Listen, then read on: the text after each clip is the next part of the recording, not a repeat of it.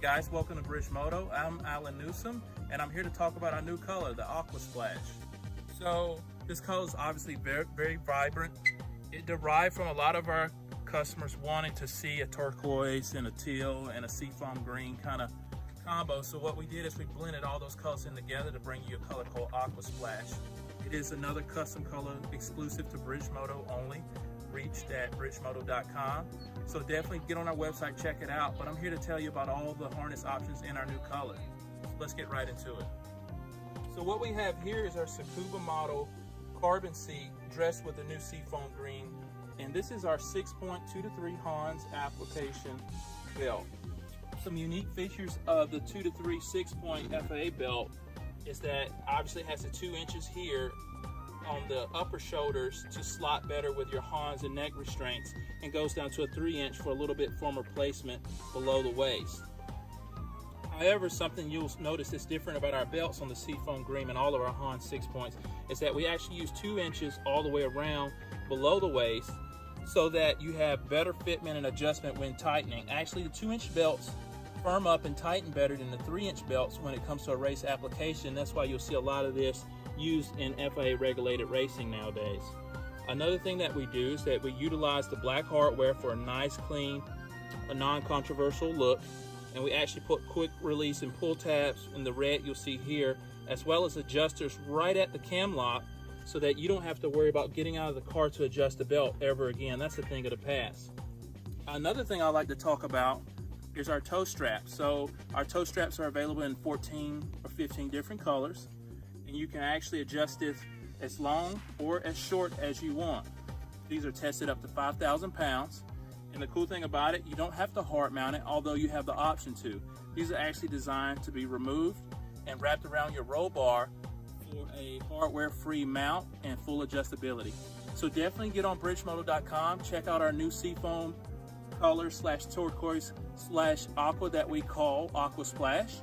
And you can get that in a 4, 5, or 6-point option, 2 or 3 inch, as well as a toe strap today at bridgemoto.com.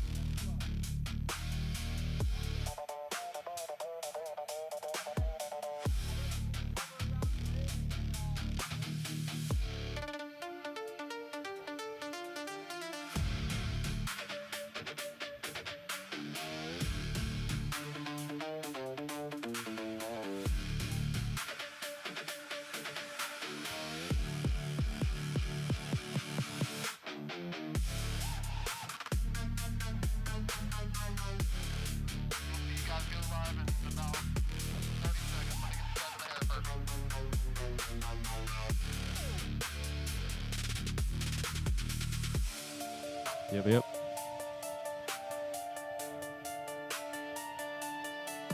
What's up? All right, y'all. What's up out there, everybody? What's up, everybody? Marshall and Zach on the live stream back again.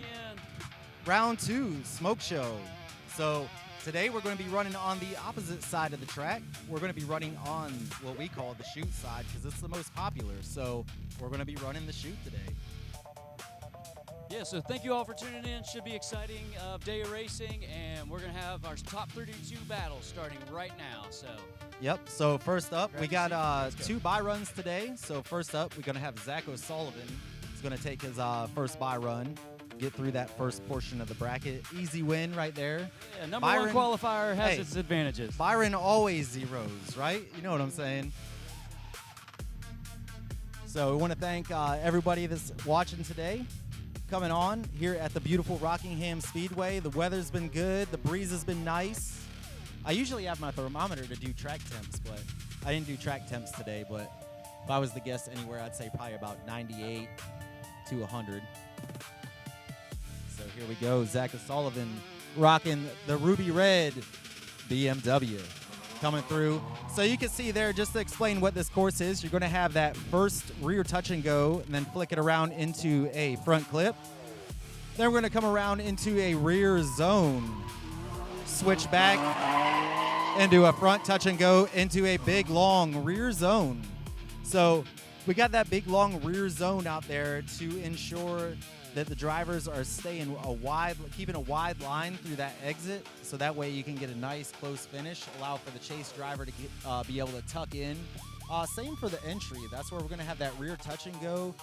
Usually, if you've seen before on this layout, past competitions, we've had that be a front clip right there on the front, but it's choking people out, and we want to make sure that, you know, this track right here, if you lose it, you lose it. So it's tight, technical. Speed is everything. Momentum is everything.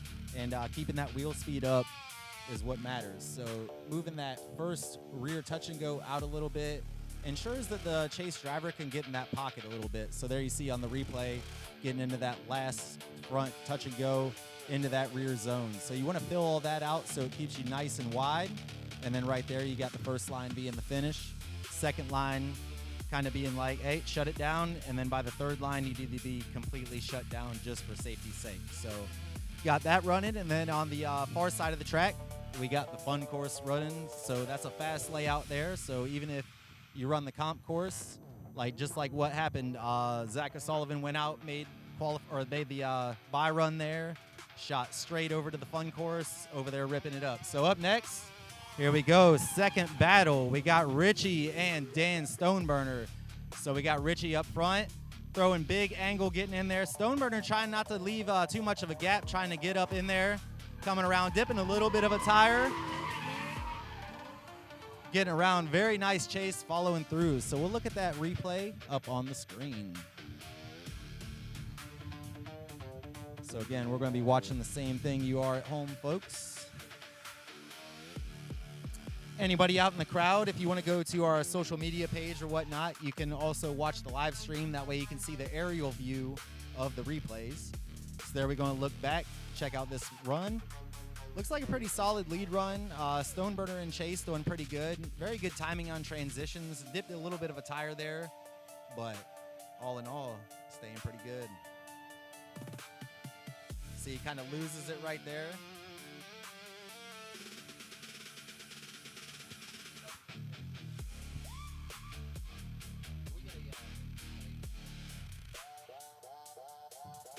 So judges are wanting to get one more replay on that lead run there, just to verify some things. I heard the word about something. I'm not going to say what it is, but heard them talking specifically about a mistake a little bit. So let them do their magic.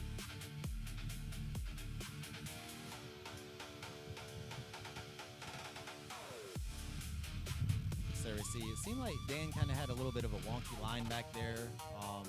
Definitely right there at the end, you see it. Not sure what happened. I do know for a fact, though, earlier in the garages, seemed like he was working on his car a lot, so I'm not sure if something had happened or whatnot. Heard him in there messing with the engine, revving it up. So here we go. Driver's going to chase positions, and I was almost seeing it seemed like Dan almost was going to stall out there a little bit, but so we got Richie just getting a little bit into the clip there, getting a little bit close to it, trying to get that proximity going.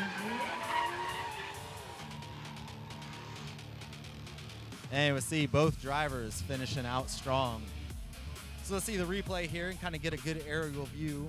There's only so much you can see on the ground for people like myself. So it's an opportunity for y'all to see it's kind of cool watching the cars, just making sure that what we're seeing from the sky, you're not seeing a lot of twitchy driving, just making sure the fluidity is there.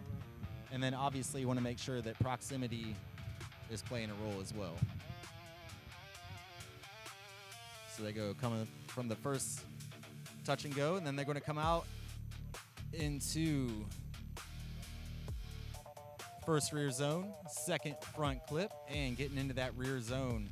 Seemed like Dane kind of pulled away, but I'd expect it with a little bit of horsepower. So got that. We got the drivers out here on grid. We want to decide the winner. The judges are calling for one more replay. Yeah, that's what I'll say. One more replay. He caught me.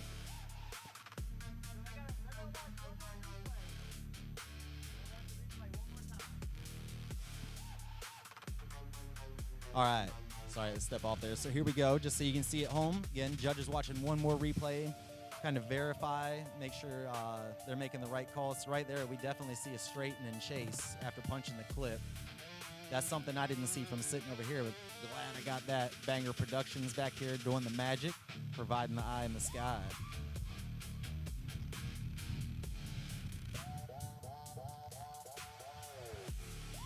So I do hear the judges deliberating.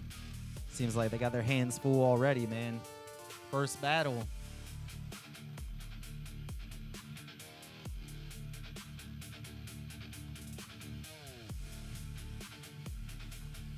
All right, looks like Richie Plozak gets the win.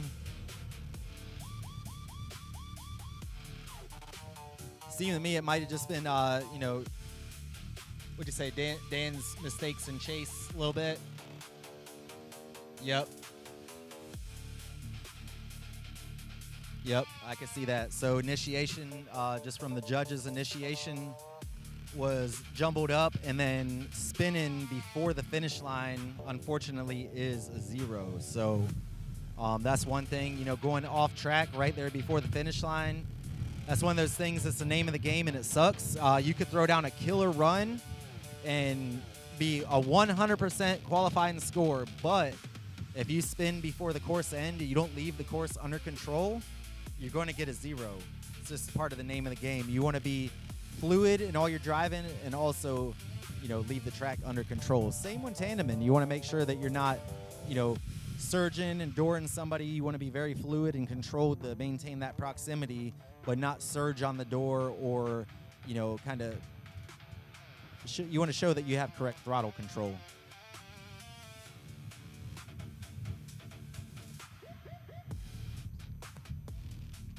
There we go. We're going to have the next pairing battled up, or the next battle paired up.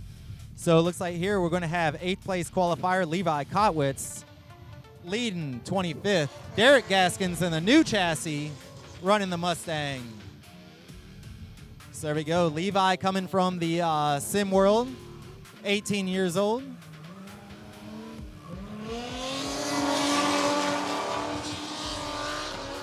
Making nice use of that last rear zone. Nice use. So we'll see the replay here.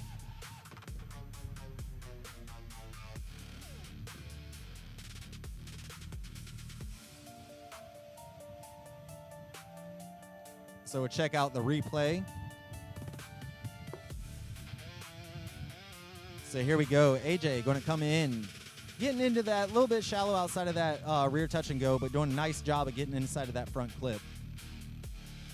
Coming around, going to get into that rear zone nice and well. Going to throw a kind of pretty good wide line, transition over, flick the car, get it right where it needs to be to get into that rear zone. Could have been a little bit deeper into that, but otherwise, nice run. Just showing 8th place qualifier. have last year's champ behind him. So Derek Gaskins, once again, last year's season winner. Changed up the car, going from the C6 Vet over to the Mustang. You know, I feel like the car's kind of limiting him a little bit, but we'll see what happens here as the drivers swap roles and Derek Gaskins takes lead over Levi Kotwitz.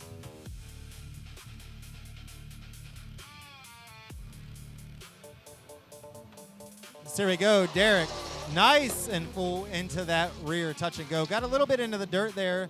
Real nice job into that first inner clip. See there, making nice room in that rear touch and go. Cutting line just a little bit, but blasting the tires off, proving the name of the game, the smoke show here at round 2, Rockingham Speedway.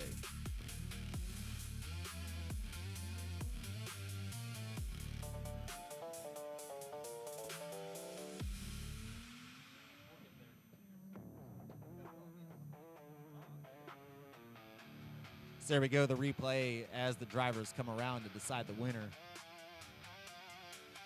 So, you know, it's gonna kind of be a tough one. AJ just could not get the proximity. Obviously, the smoke blowing off the tires of the V8. So there it is in classic fashion. Derek gonna go over, say what's up, good battle, show some love. Derek's always been one of those people. It's extremely good sportsmanship. You know, it's something that, you know, being something that you love and you're so passionate about. Good guy right there. Got a son in the sport. John, all three of them in competition today. So I'll say like repping Gaskins Motorsports. You know, Derek, new chassis. I think second event on that car, getting 25th. Gaskins potentially one of the older drivers out here today, and then Levi is one of the younger. I think he's just 19. Oh, yeah, maybe he just did have a birthday. That's right, being, 19. So there we go.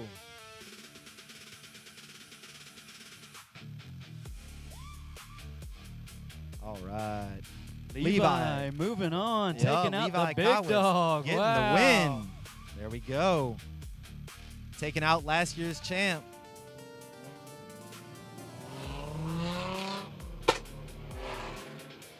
Yeah, Derek with a new chassis and a little bit less power than he had in his other vehicle, but still running pretty good. But Levi is a young talent, so we expect big things out of him. Yeah, definitely. And I talked to Derek earlier, and I told him it seemed like the car was just being a little bit of a limiting factor for him, and he said it was. But hey, out here doing the thing, having fun, supporting the kids, the family. So up next, we got last event's third place. Got Gabe Broyles leading Mark Maddox, another Mustang. So we got Gabe Broyles up front. Looks like Mark got a little lost in the sauce right there. Got a little bit over transition, punches the clip. Big dirt drop. Gabe just keeps on pushing through. Very nice. Gabe filling that zone pretty good. Going to show you, he got 9th place qualifiers. So kind of the middle of the bracket, but this run right here, this lead run was dialing it in pretty good, so nice and smooth. Mark did get kind of lost in the sauce. It seemed like over-rotated a little bit, just threw a little bit too much angle. Wasn't able to snap back out of it, lost a lot of speed, had to kind of like double initiate, get back into the front clip. You'll see right there. Threw too much angle, but Gabe coming nice into that first front clip. Getting into that rear zone, getting the midline into there, coming around to that first front clip, running just what we wanted. We wanted the car to be right on that box and finishing it out strong. So we'll see here. Mark's going to need a very, very good lead run because advantage going into the second battle is going to go to Gabe.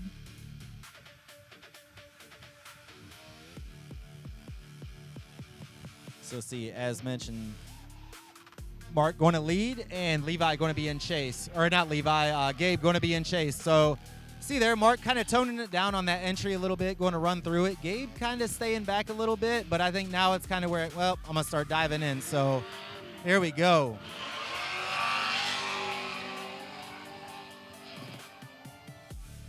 Looked like Mark had his arm on the windowsill, just chilling, going through the sweeper. That was awesome. Reminds me of my old days street racing a dude one time. He was eating a sandwich while he was street racing, and I'm like, dude, is this guy eating a sandwich? So we'll see yeah, he had an excuse, you know. It's like, I had mayonnaise on my hand. I missed my shift. So let's see that in the replay. So they're, almost dropping a tire. But Mark doing very good at coming around that first front clip, getting in there. We'll see how this rear zone making nice. Yeah, actually getting in there pretty good. You know, the rest of the run pretty good, getting it in there. And, yep, running pretty shallow, but, you know, with the advantage going into the first one, we'll see what the judges call here. I have my own indication. All right. But, so we got Gabe Royals getting the win. So again, Gabe getting, I believe what, second last event or third, and hopefully trying to keep the momentum rolling for him.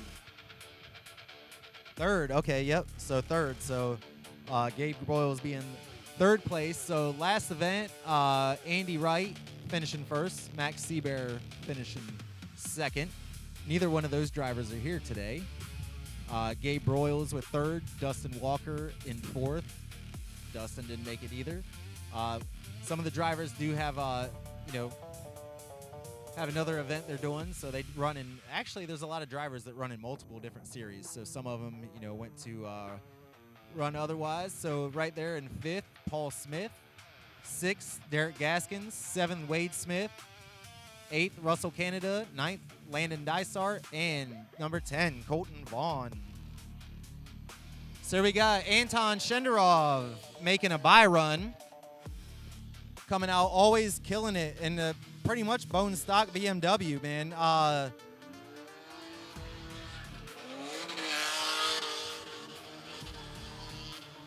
Getting in it a little bit there, dropping a little bit of a tire.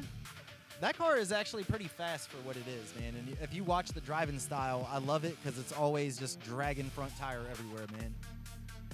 So good left foot braking. Went to, what was it, a couple weeks ago, maybe like 3-4 weeks ago, went up to Anderson, OSR Motorsports. They had a competition. Went up there and judged for him. And man right here on the screen, Tony, took home the gold that day. So ended up winning the shebang. Always did pretty good. First year with us did really, really good. And then it just seemed like I'm not sure if it was car issues or whatnot, started to have like just a couple events to where it wasn't clicking. Yeah, so the luck wasn't going his way. Yeah, so here we go. Justin Martin leading Austin Toby in chase in the 350Z. So right here, this one should be all right. Very similar power level, basically same car, 2-door, 4-door.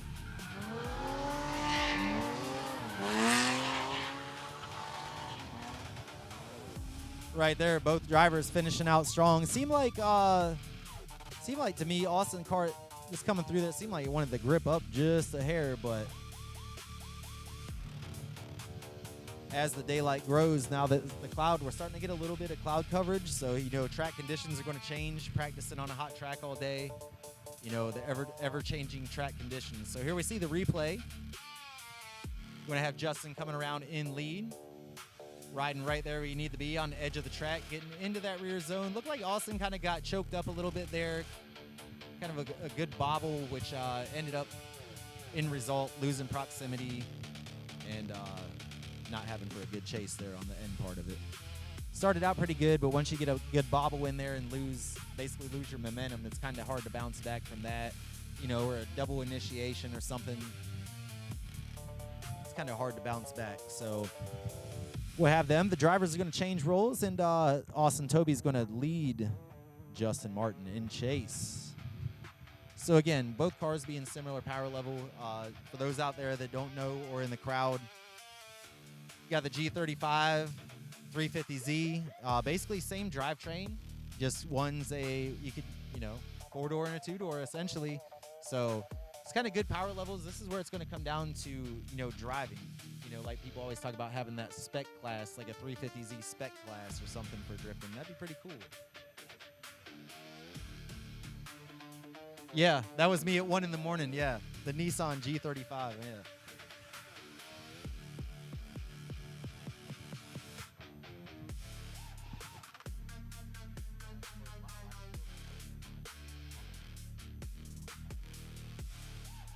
Sorry, I haven't. Marshall got to check his microphone here. Make sure. So take a moment. If you're out there in the crowd, thank you all for coming in, and make sure that you're staying hydrated. Drink plenty of water. You know what it is. It's not really hot today, but that's when it gets you. You're not drinking water. You're sweating a little bit. Be sure to stay hydrated. Got the food trucks over there if you're hungry. All right, I'm back. There we go. So we're just waiting on battery change on the quads, and then we'll get back into it again. See him down there. We're going to have Austin in lead. See if Justin Martin can follow him. Seemed like he maybe had a slight advantage on that one. Yep. In the lead car. But sometimes there it's we easy go. to lead and not The necessarily man, the myth, the follow. legend, Brian on grid. Grid master, sending them. So here we go. Austin coming in. Rolling a little slow into that front. Kind of lost some momentum, but there we go. Going to keep that proximity in chase.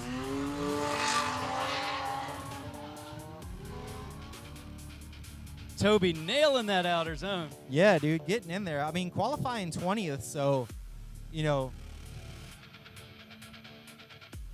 Yep, Austin Toby getting 20th, so running a pretty good line.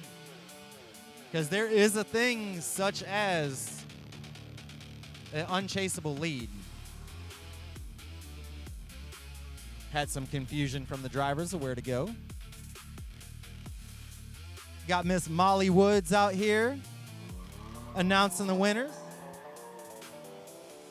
while her hubby is over there on the fun course throwing down some laps.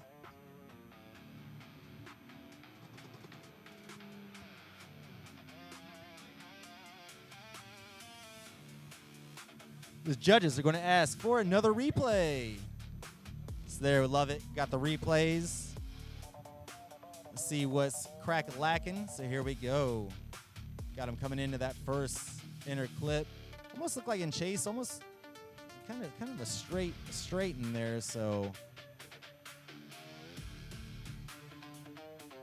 that's where you're gonna go tit for tat. So going with Justin Martin taking the win over Austin Toby.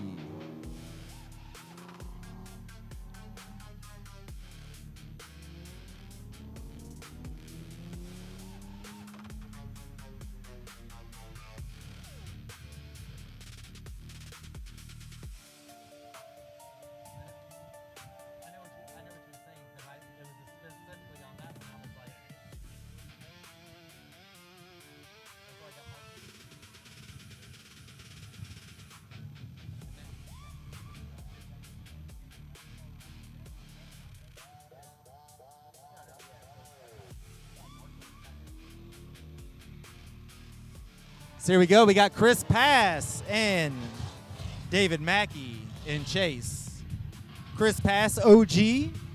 Used to drive with Marshall back in the CETA days. Turner Field, Atlanta. Getting back at it. Oh, big old tire drop. Dragging that front tire around. Looked like Mackey might have got a little bit bugged out. Slammed on the brakes and like, let me just coast through here because that... Yeah, that really did it upset the car a lot, man. That thing just kind of I was curious. I didn't catch it if it three-wheeled or not. Hopefully we'll see here on the replay. Seemed like Mackey was a little bit slow to get off line there a little bit. Just kind of driving, shallow angle. So I don't know what happened. Chris throwing down just pretty good lead run. Yep. That was it. Came into the second front zone, the front clip. Came into that a little weird. Threw off the trajectory on the line, so kind of bumped him out a little bit. But you can see how unsettling that was to the car. So we'll see here if David Mackey can get up in the front. New to competition. It's getting up in there. I believe an Atlanta driver. So you see Chris going to leave some distance behind. Coming around a little bit slow, getting up in it, powering over, going to drop some dirt. Could have already told you that. And ride it through the sweeper. Chris dragging some tire as well right there. So I feel like Chris kind of did the smart move there, just, leaving a little bit of gap and kind of making sure to mitigate some space. David in the Mustang had several kind of straightens, if not, Yeah. At least. But again, real shallow. being new to competition and True. still honing your skills, especially in tandem, competition is a whole different animal, whole different mindset. So we'll see the judges make their decision here. I think I already have an idea of what it's going to be. Chris Pass is going to take the win. Congratulations to both drivers Moving putting on on. a heck of a run. Best part about it is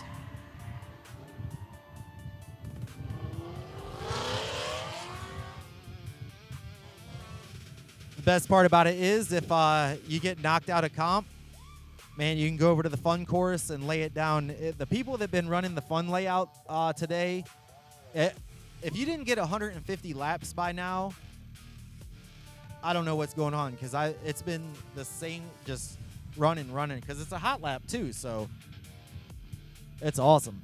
All right, up next, Colton Vaughn and Cameron Gaskins. Colton Vaughn going to be in lead. Two young bucks going at it right here. Cameron's definitely a young up-and-comer, too, in the drift world. Definitely. Another sim driver.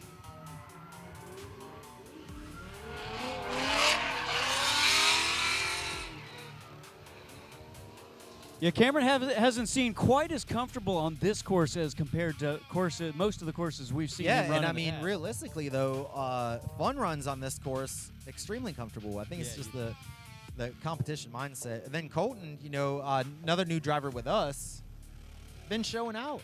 I think he's been here a couple times now this year. What was it? Last one was, I think it was fourth place is what I saw from last event. Marshall got it right here. Let's confirm. Oh, nope, it wasn't. It was 10th. My fault. So in the top 10, Colton Vaughn for the first event. So there we go, the replay. Gaskins getting in there nice and tight, like putting it on his door, but cutting line a little bit to get there. Yeah, in some situations it's okay to do. Yeah, sure. As you can see,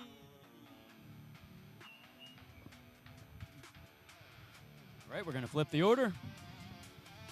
So there we go. Cameron Gaskins leading Colton Vaughn. Colton wants to do some damage. You got to get up in there. Got to close that gap. So there you go. Cam laying down a good, solid lead run. Seemed like Colton. Pretty good transition timing getting into that last rear zone. Cameron says he's going to show out, run the sweep all the way back around, so both drivers are going to pull back. Check out our trophies for the day. We got these champagne bottles for our positions of winning today. Nice little memento to throw on the shelf of a victory. Podium finish. Yeah, man, just throw it on the trophy shelf. Wait, your check. So there we go. We're going to see the replay once again. Judge is going to look it over, make sure they didn't miss anything with the naked eye. And then if y'all ever need a replay of the first one.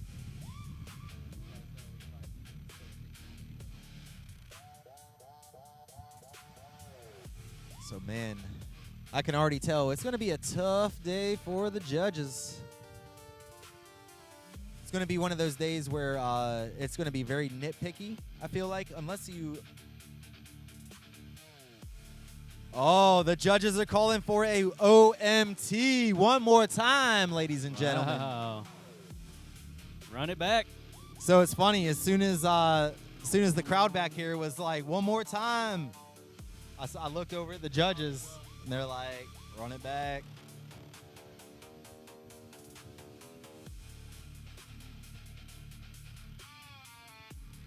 So you're going to run it back all day, man, as long as the... All we say is, as long as the shiny side stays up and the greasy side stays down, we're all good, brother. Especially, too, I mean, you don't want, you get out there in the dirt and stuff, too. You get a little bit of dirt drops. Starts getting a little greasy out there. But it's been pretty good. Being usually on a fun course layout, you got to do some cleanup here and there, but these drivers just showing their skill. definitely drop a rear tire here and there. It's kind of hard not to, depending on the wheelbase of your car. So here we go. We're going to go over to the next pairing. Looking at McDuffie and Mason Magnolo in the new car. So we got Magnolo out in front, McDuffie in chase. McDuffie getting the tire down in there. Yeah, disrupting the car a little bit. Yeah. Most of the way through the turn, but he handled it well. And it's funny Mason's going against McDuffie because I went to Mason's house last weekend, just hang out, and he was like, "Oh man, I got the sim set up and everything," and I was like, "Oh, you know, McDuffie got the course on there." He was like, he had no idea, so I hooked him up with McDuffie to get on the Assetto Corsa map that he had for the layout. But so Mason right here in lead, he used to have a white BRZ, ended up the Off-Grid Motorsports Park, put it into the wall, jacked up the front, got this chassis, ended up swapping everything over, and if I'm not mistaken, today was the test day. Yeah, first time he's drifted it. Yeah, he's driven it, but first day drifted it. So it seems like it's doing all right. Yeah, cleaner chassis, it seems like, you know. So here we go. Nate McDuffie going to take the lead. I hope you do good because you've been running it on the sim. Coming around. McDuffie going back to NA after running Supercharged for a while, having a lot of issues. Very nice placement of the car there, getting around the front.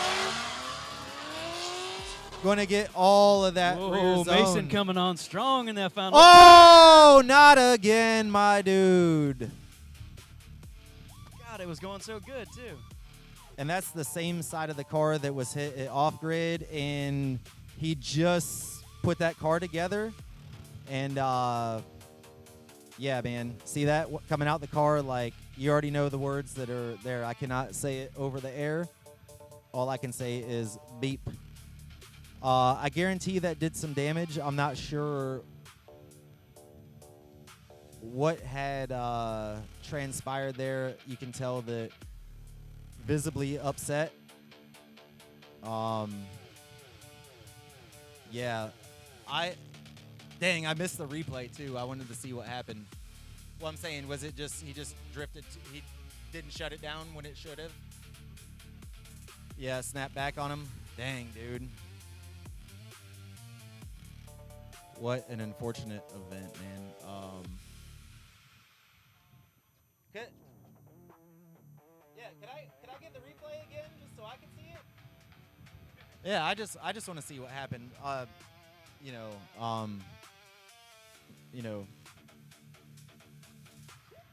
it's weird being on the other side of it because people watch NASCAR for the wrecks, and we don't want to see wrecks and drifting. But so you can see there, it seemed like the car was doing all right.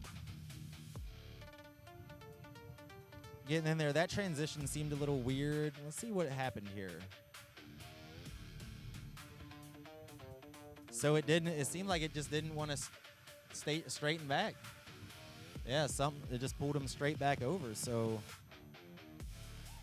that was weird.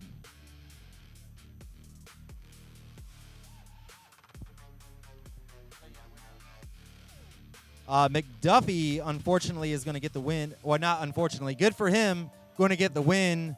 Unfortunately for Mason, got the car into the tire wall and taking the loss. Man, dude, that's one of my best friends, low-key. I feel extremely bad, man. Looks like I'm going to be going over to his house, hanging out, and helping with the car. Try to get it, and hopefully it didn't do the same thing to this chassis as it did to the last one.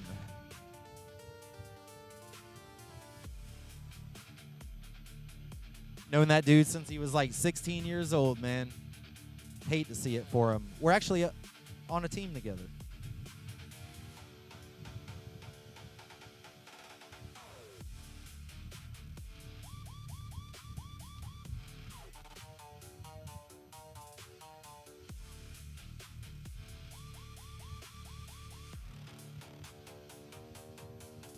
So after that, McDuffie bracket going to be going. McDuffie will be going against AJ White in the next pairing. So it looks like the car is driving off under its own power, which is an extremely good sign. I cannot see the other side, but with it driving off under its own power, that's a very good sign. I guess with like BRZs, they're weird. The lower control arms are built into the structural support. So if you crush the corner of the radiator support, it takes everything out. So, might have to, at that point, he bought that car too, specifically because it was already prepped for V8. Because on those cars, you gotta basically drill out all the spot welds and stuff to take stuff out for the trans and all the engine stuff. So, yeah. You know how it is, man. We've been around the sport long enough. It happens. Shoot, I've done it to my own car. Yeah. Yeah, I could understand that. So there we go. Brian going to go ahead and, unfortunately, Mason had to be example, but we're going to go ahead and move them tire walls back just so that way nothing else happens in the moment.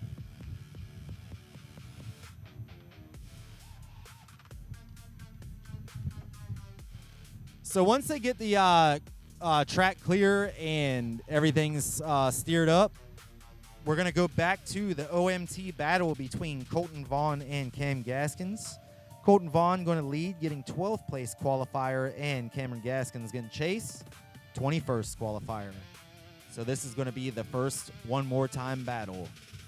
Just so y'all at home know, with one more time battles, it can only go to a 3 one more times, and then there has to be a decision. So if they go OMT right now and then OMT again, they will have to make a decision on the third one. So, you want to try to run them in, separate categories and treat them as separate runs. But on that third one, you got to take everything into consideration. We'll see if when Marshall comes over here, we can get the scoop on what happened to Marshall's or Mason's car there.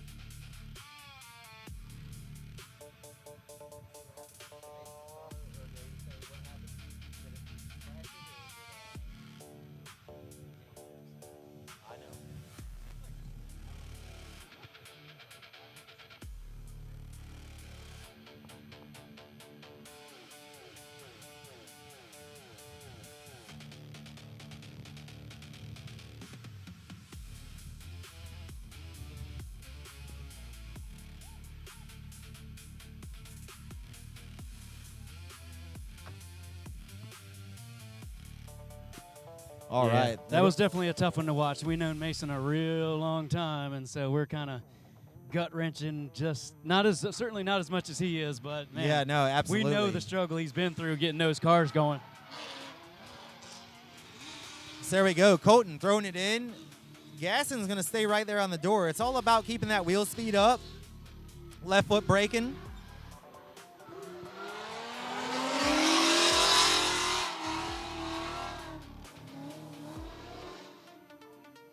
I really can't say anything bad about either one of those runs from either driver right there. I'll see on the replay, see it from the eye in the sky, but visually from down here, it seemed pretty good, man. Very exciting. So here we go. We're going to see the replay, see him coming out the gate into that first outer zone. Didn't seem like Cam was a little bit shallow on that, but then again, right there on the lead driver was a little bit farther out on that front clip.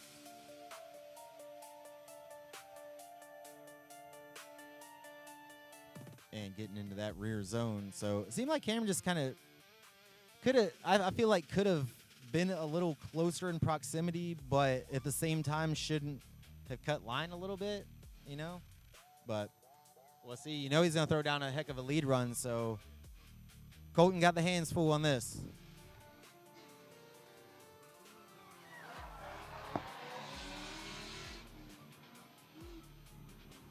So go, Cam coming around, getting into that first clip. doing pretty good in that rear zone, filling all of it. See, they're putting the car right where it needs to be and filling out that rear zone. Looked like it was pretty midline in there, maybe mid the deep, but we're going to see them coming back around, and we'll look at the replay and see how Cam's lead was, and gives me an opportunity to look at Chase. That's when I always look at Chase runs. So Cam could have pretty good, running good midline into that outer zone, coming around and a little bit far out from that first clip, which allowed Colton to dive in a little bit, kind of right there on the straight and the Manji, diving back in, keeping consistent proximity around the whole time. Didn't really gain or lose any, and solid run from both drivers.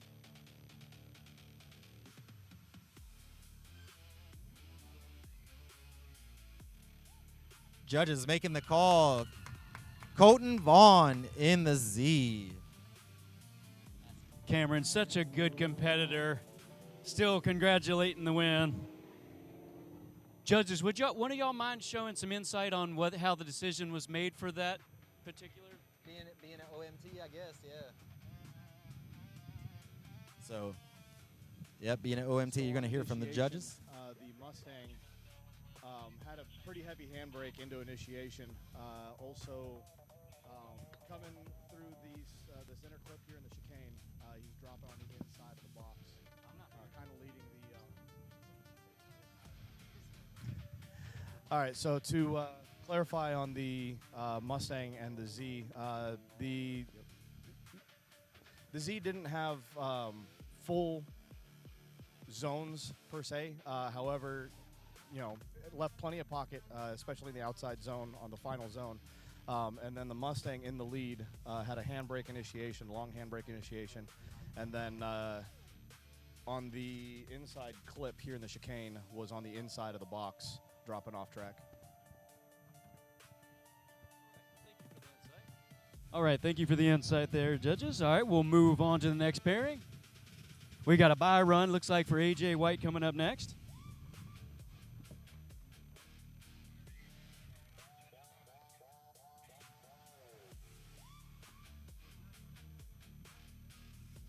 AJ White gets a bye run.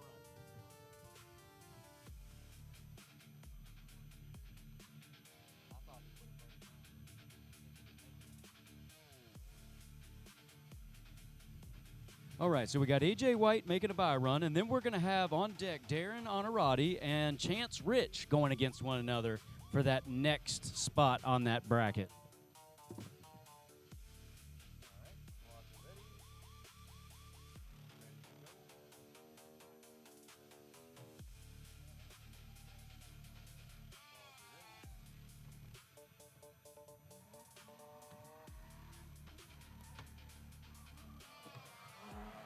And they're off.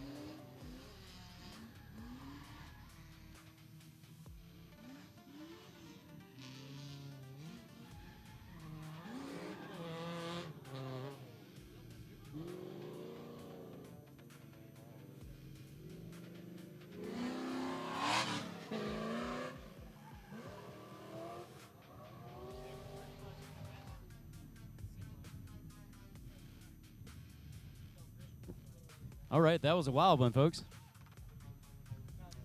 I'm not sure how the judges see it, but kind of seems like they both independently zeroed on that one, but we'll see how the judges see it.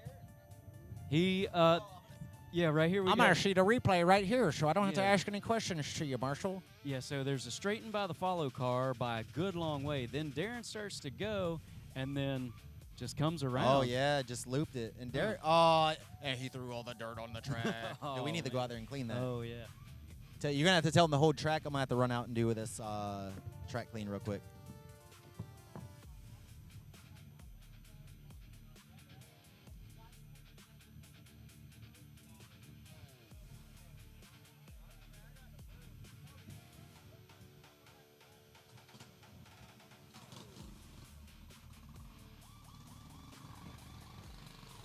All right, folks, we're going to get some cleanup. Get some cleanup real quick and get the track back in a tidy position so we can have a nice, solid set of runs after this. So give us just a few minutes and we'll get back to the live action.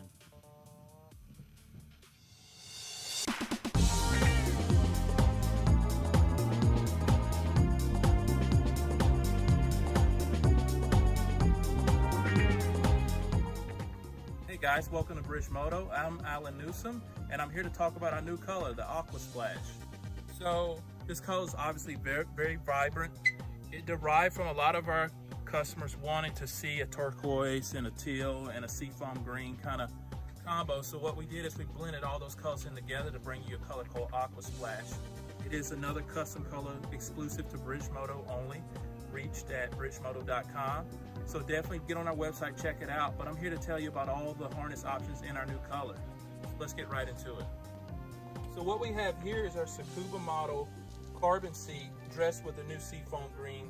And this is our 6.2 to 3 Hans application belt. Some unique features of the 2 to 3 6-point FAA belt is that obviously it has the 2 inches here on the upper shoulders to slot better with your Hans and neck restraints, and goes down to a 3-inch for a little bit firmer placement below the waist. However, something you'll notice that's different about our belts on the Seafoam Green and all of our Hans 6 points is that we actually use 2 inches all the way around below the waist so that you have better fitment and adjustment when tightening. Actually, the 2-inch belts firm up and tighten better than the 3-inch belts when it comes to a race application. That's why you'll see a lot of this used in FAA regulated racing nowadays. Another thing that we do is that we utilize the black hardware for a nice, clean, a non-controversial look, and we actually put quick release and pull tabs in the red you'll see here, as well as adjusters right at the cam lock so that you don't have to worry about getting out of the car to adjust the belt ever again. That's a thing of the past. Another thing I like to talk about is our toe straps. So our toe straps are available in 14 or 15 different colors, and you can actually adjust this as long or as short as you want. These are tested up to 5,000 pounds. And the cool thing about it, you don't have to hard mount it, although you have the option to. These are actually designed to be removed and wrapped around your roll bar for a hardware-free mount and full adjustability. So definitely get on bridgemoto.com, check out our new seafoam color / turquoise / aqua that we call Aqua Splash. And you can get that in a 4, 5, or 6-point option, 2 or 3 inch, as well as a toe strap today at bridgemoto.com.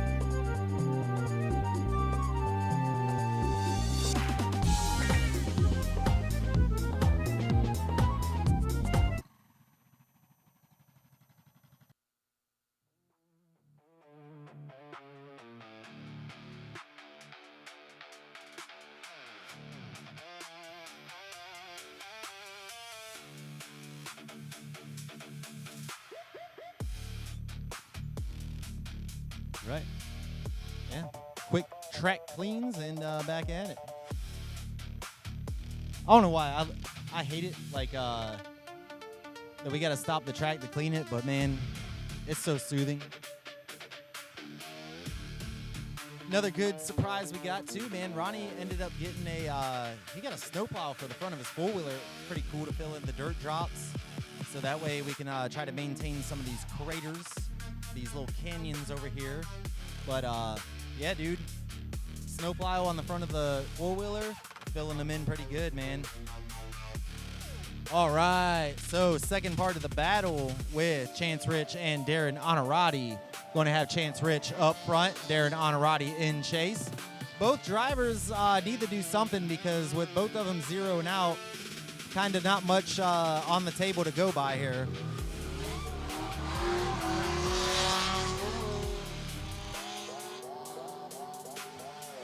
I mean, out of that, I feel like Darren probably had the smoother run, but Yeah, it's hard to see how the judges saw the first one. If it wasn't a 0-0, they could have given, if it was, a second or two of straighten for the follow car, there could have been a chance they didn't zero his run, so he could have had a small advantage. I know, and Darren qualifying in 7th, Chance qualifying in 26th position. My mouth's too dry. I couldn't say that, dude.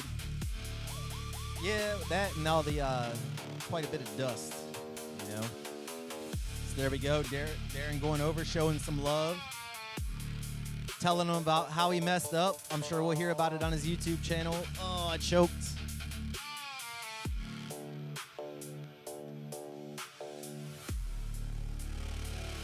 This layout right here is actually a very, very good equalizer as well. So even if you don't have a lot of power, this course layout is extremely good. All right, so we'll see here. Marshall had to tell him to quit jugging his jaws. And Chance Rich taking the win over Darren. Not sure. Darren, you got to come over here and tell us what happened, man.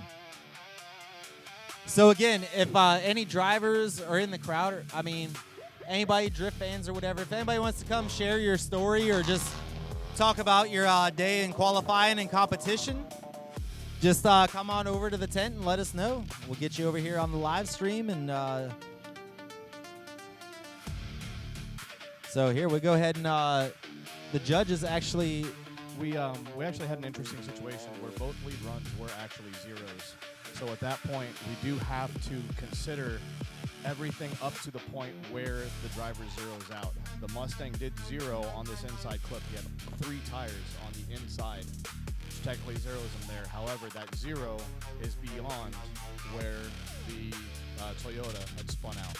So his judge point is further on the track. Thank you for that perspective there. Nice little insight into the judge's mind there. Kind of lets you know there what we got going on. Lead judge for the season, Daniel Sebe.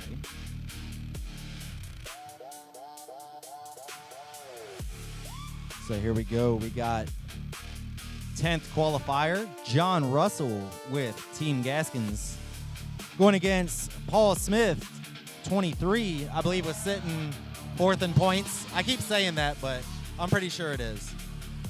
So I'm pretty sure Paul is sitting in top 5 in points. So there we go. John just getting into the driving and competition format. Yeah, that'd be some stuff if the newest member of the team was the one that moved on. Yeah, moved with on all the the farthest. Yeah, other guys have. Yeah, John just getting into the competition format and starting to drive a lot more this year. But then again, it's like they say, when you drive with good drivers, you can do nothing but become as good as them. So driving with Derek and Cameron all the time, definitely you got to level up. So we'll see the replay here coming around in the drop top. Riding just like Gucci Mane through that last sweeper in the drop top. So see that driver's going to go around back to the line and flip around. Paul Smith, always a good driver. Throwing down, judged for us for a while, got back in the driver's seat and going to 5th in points. So there we go. Seemed like a little bit of a hiccup from Paul right there on initiation, but making nice room of that first inner clip. John getting a little bit too close to it, punching it out a little bit, and 2 for 2. So on that one, to me, it just seemed like John tried to, just cut line a little bit, trying to keep that proximity. Got into both inner clips. So we'll see what the judges have to say about that. Over there, deliberating it up.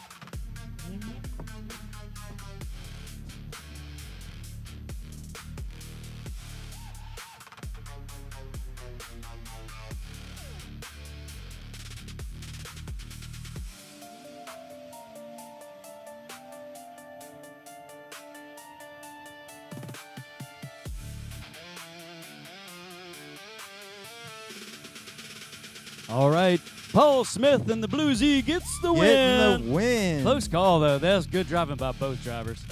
Little bit of touch of both clips by John.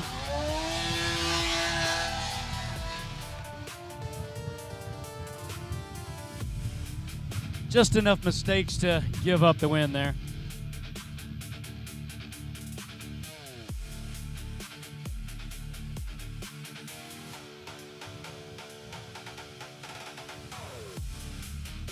Got that. John's excited. You saw the smile on his face, even going out there, man, just getting into it. Having a blast. That's what it's all about.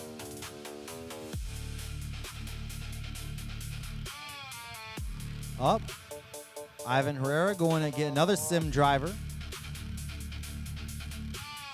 Coming in, getting to face old Byron himself, which always zeros, so you get an automatic advance.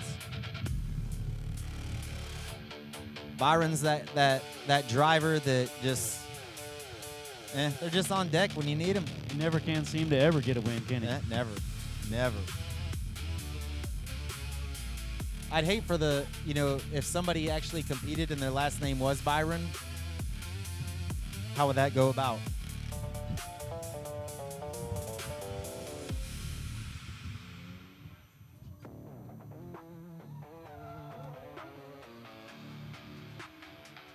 So there we go, Young Buck Ivan throwing it down.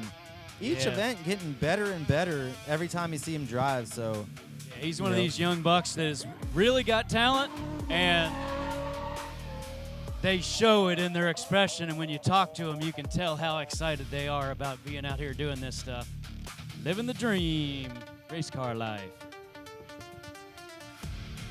Nice run by Mr. Ivan. Okay, after that, we should have Mikhail and Curtis up next. So we got a BMW versus a Mustang. And we're going to have the BMW lead because he was 14th qualifier, and Curtis Mabry was our 19th qualifier. So, you know that lower qualifier always gets the lead first.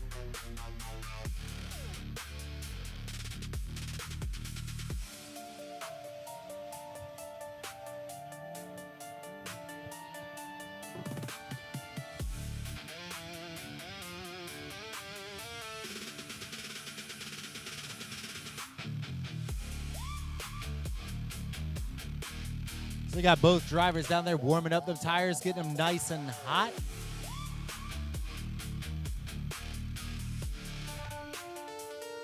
Got our judges over here looking on.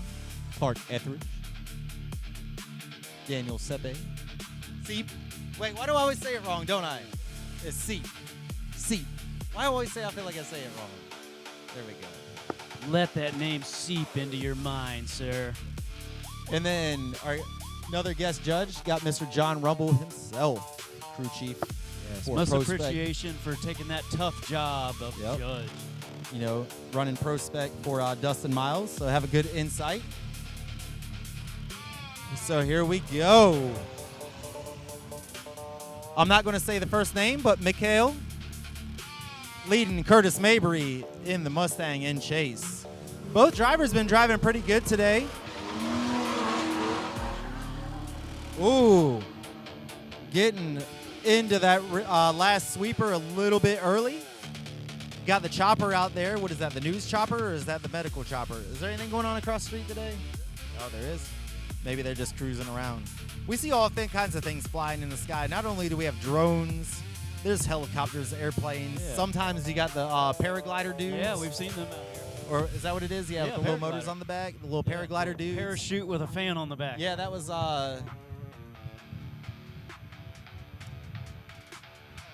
Mike. No, I thought dude was going to go in the wall, but yeah, Mike Locklear came out and helped us for a long time, and Shout out to you, man. Still love you, dude. Yeah. Then, yeah, his dad would come back and do that. So here we're looking at the replay as you are at home. And of course, the sunsets are pretty consistently good around here as well. Oh, yeah. And we were talking about it, too, earlier. So this being the 6th year of being here, we've only had rain maybe 4 times, 5 times. And 3 of them were one competition year. Yeah. When Bauer So won. dang, Curtis Mabry getting way wide into that dirt. Yeah, and the dust is going to catch up right when they come back around. Is it? Is it? Is it? Nope. Oh, close. Yeah, it did. Curtis Mabry playing dirty tricks. Yeah, dude, was that intentional? I'm going to kick up some dirt on entry Yeah, to blind dust the out the follow clouds. driver. So not only do you get tire smoke blindness, but you also get a smoke cloud. So We haven't seen an aggressive move like this in years. all about them dirty tactics. So here, we'll see it again. Almost looked like just went way wide and then threw up that dirt cloud that caught up later. Seemed like Chase driver just kind of got cut off from the lead. Curtis threw a real big swing there, but then again, on Chase driver should have left that room for that big Manji. But then again, it goes back to what the judges talked about in the beginning. If they didn't want to see a big Manji flick there, so the judges are asking for a replay one more time. I guess they want to study that tactic. No, they just want to see what had happened. So right there at the beginning, it seemed like he got choked out right from the beginning, which already threw proximity off. And then right there was able to catch up, but basically Chase car choked himself off again, it seemed like. And then, yeah, that's a really, really tough one because,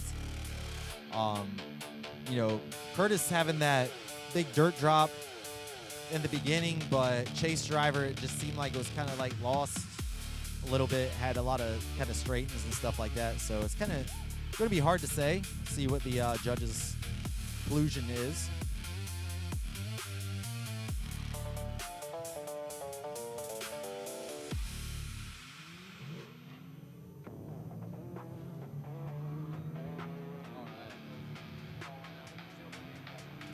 All right, Mikhail getting the win, and I would assume that from being the just the multiple wheels off track, and yeah, real initiation. Basically, yeah, 3 tires off track. Basically zeroing yourself out on that one, just overshooting, and it sucks too, because you see these drivers come out and repetitively throw down the same line, and then it comes to comp, and it's like, I was guilty of it when I did it. Let me push harder. Let me try something different. And then I just messed myself up, man. Should have just treated it like a fun run, huh? Yeah, too aggressive too soon, just as John said. Yes, sir.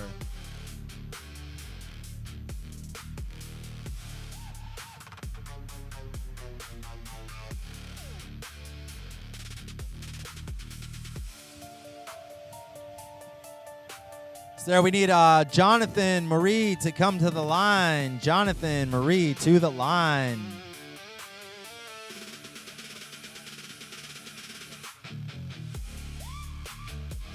Yeah, I mean, I can.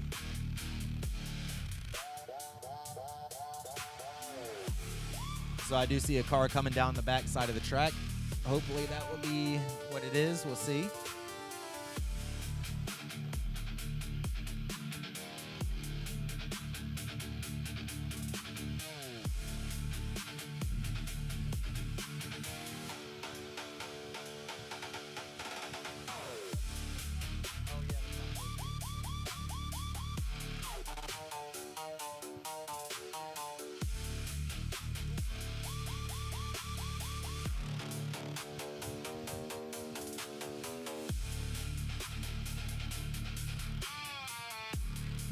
So once again, Jonathan Maury, if you have not made your way to the line, please make your way.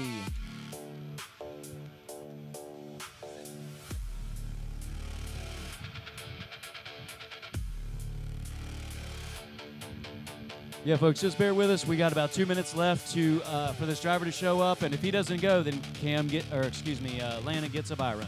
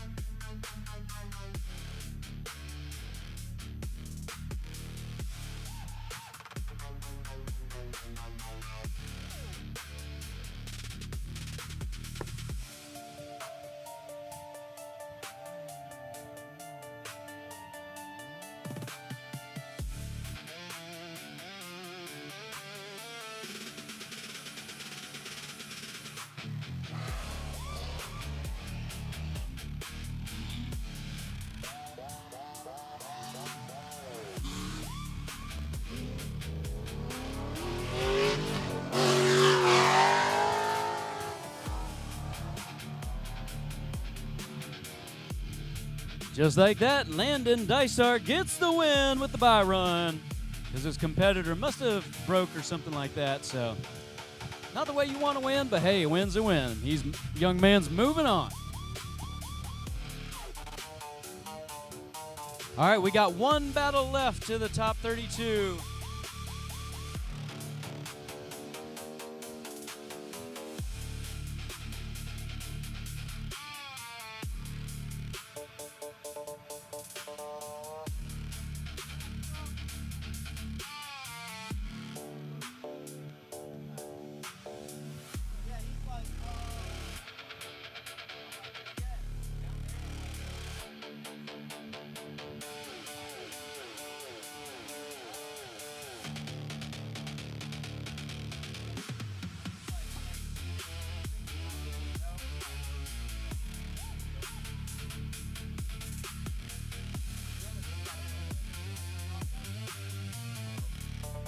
Good. So it looks like Jonathan Morey had had a car issue and broke. So I'm going to have Dysart moving on. So here we got Jason Greathouse versus Tristan Steele. Look like Tristan got some lost in the sauce right there. Oh! So right there, Tristan may have got lucky because that coming around in that first inside clip Made a mistake. wasn't looking good. Oh, big straight, yeah. So, But he didn't come all the way around, so he might have some points on the board, whereas Jason's full rotation. yeah, I mean, a straighten is definitely better than a zero. So you'll see coming around there, threw it kind of wide, and then watch right here, just coming back, and then bump. Oh, yeah. If it would have stayed in it, it looked like it probably would have Yeah, came if around you'd pretty just good. If you would have clutch kick it, yeah. hey man, you'd have been all right. But It's definitely a right there, having to 1 slow it second down, straighten or just something. reinitiating, getting around that last turn.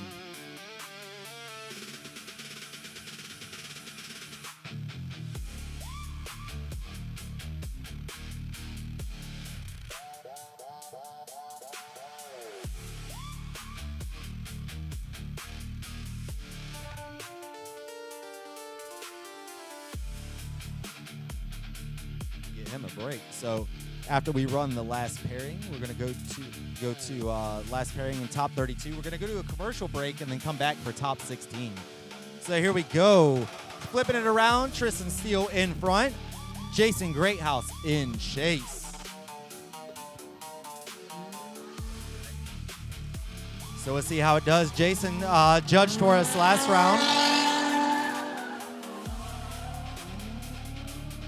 Very nice coming around there for both drivers. But yeah, Jason representing Foothills Drift Club came down, helped us judge last event. You know, always a good time. And, you know, right there, judging, traded it in for a driving day, you know. So that's what we would like to do. So once again, anybody out there that's in the crowd or watching at home, if you want to help volunteer on track, we can't pay you, but we can give you track time. You want to judge, we give you a free track time as well. So if you want to do that, just hit us up and let us know if you're interested in volunteering, whether it be for a judge and or on track, and we'll work out a deal. So right there, the judges are going to make their decision. And Tristan Steele gets the win. Moving on, Obviously, top 16. with that one, you know, Greathouse just with just making a few mistakes, huh? that, yeah, that Especially the spin, big loop. Yeah, the big loop. That was nail in especially the it, coffin. and it seemed like, you know, there's nothing on track. So I wonder if just people are trying to get. I think a lot of times too, some people are trying to create separation through that power. I'll call that a little power alley, and you know, because once you come around there, you're throwing like a shallow manji. So you want to be on throttle, so that's where you're gonna try to get a little bit of gap to get an advantage to kind of run away from the chase driver. And I think sometimes people are trying a little bit too hard and then kind of overshooting or just looping it. Yeah, makes You sense. know. All right, folks, appreciate you tuning in. Now's the time to run to the bathroom, grab another snack or a drink, and we'll see you back in about 8 to 10 minutes. We're Yeah, going to go man. to a commercial break real quick. See you soon. Top 16 next.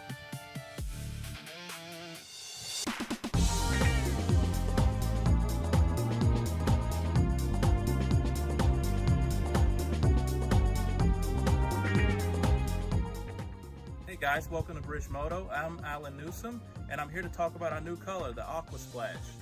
So this color is obviously very, very vibrant.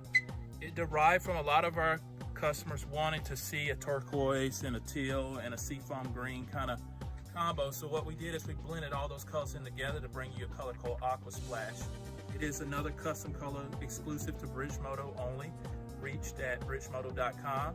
So definitely get on our website, check it out. But I'm here to tell you about all the harness options in our new color. So let's get right into it. So what we have here is our Tsukuba model carbon seat dressed with the new seafoam green. And this is our 6.2 to 3 Hans application belt. Some unique features of the 2 to 3 6-point FAA belt is that obviously it has the 2 inches here on the upper shoulders to slot better with your Hans and neck restraints, and goes down to a 3-inch for a little bit firmer placement below the waist. However, something you'll notice that's different about our belts on the seafoam green and all of our Hans 6 points is that we actually use 2 inches all the way around below the waist so that you have better fitment and adjustment when tightening. Actually, the 2-inch belts firm up and tighten better than the 3-inch belts when it comes to a race application. That's why you'll see a lot of this used in FAA regulated racing nowadays. Another thing that we do is that we utilize the black hardware for a nice, clean, a non-controversial look, and we actually put quick release and pull tabs in the red you'll see here, as well as adjusters right at the cam lock so that you don't have to worry about getting out of the car to adjust the belt ever again. That's a thing of the past. Another thing I like to talk about is our toe straps. So our toe straps are available in 14 or 15 different colors, and you can actually adjust this as long or as short as you want. These are tested up to 5,000 pounds, and the cool thing about it, you don't have to hard mount it, although you have the option to. These are actually designed to be removed and wrapped around your roll bar for a hardware-free mount and full adjustability. So definitely get on bridgemoto.com, check out our new seafoam color / turquoise / aqua that we call Aqua Splash, and you can get that in a 4, 5, or 6-point option, 2 or 3 inch, as well as a toe strap today at bridgemoto.com.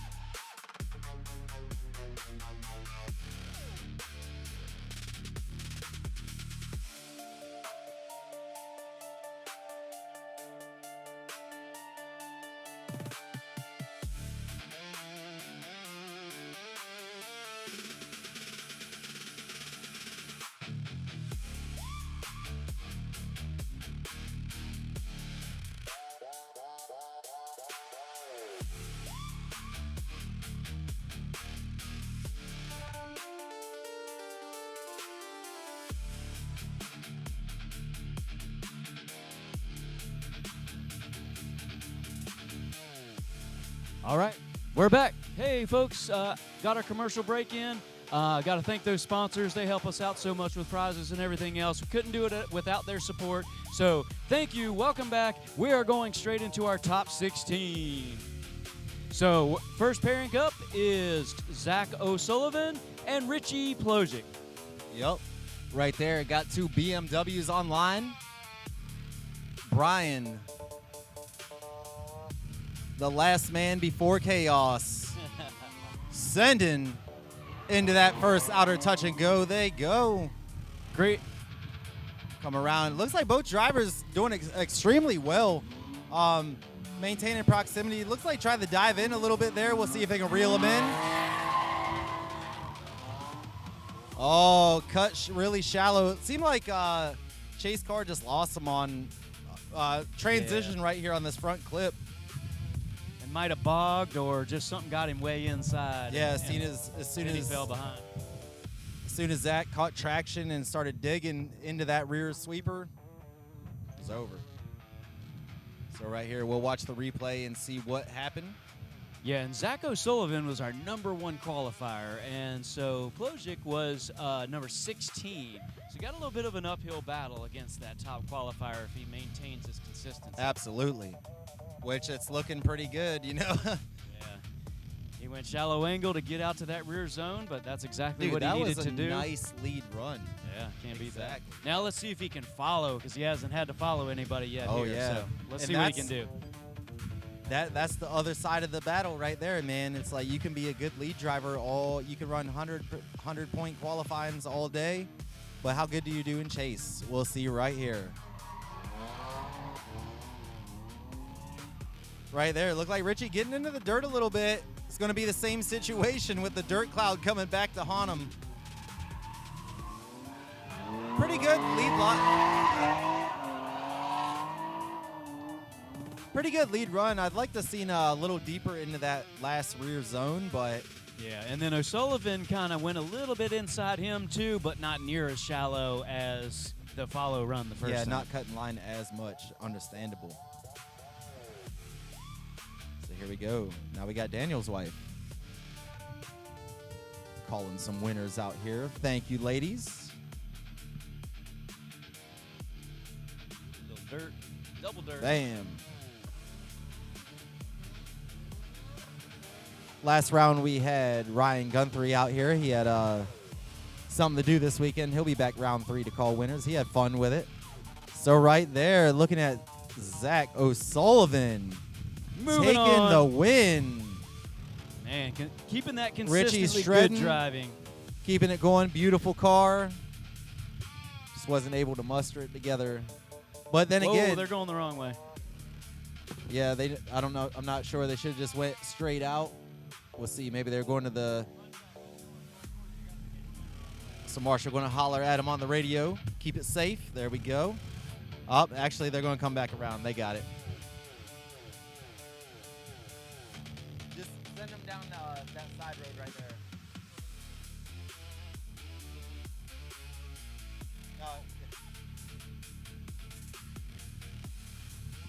Yeah.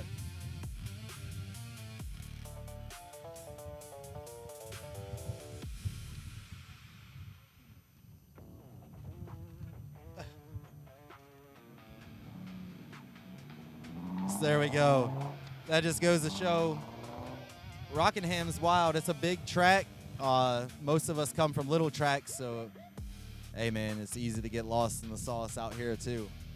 Yeah, usually it's in the heat of the run, not after the fact. But hey, yeah, you're right. It is a big mostly place. it's on fun run Lose tracks. your bearings there sometimes. Yeah. Heck, that's the only time I ever won got a second place was because dude went the wrong way. So there we go. We got Levi Kotwitz leading Gabe Broyles. Going to be a tough. Oh, contact, but they keep it moving. That just shows Gabe knows that he has to apply a lot of pressure.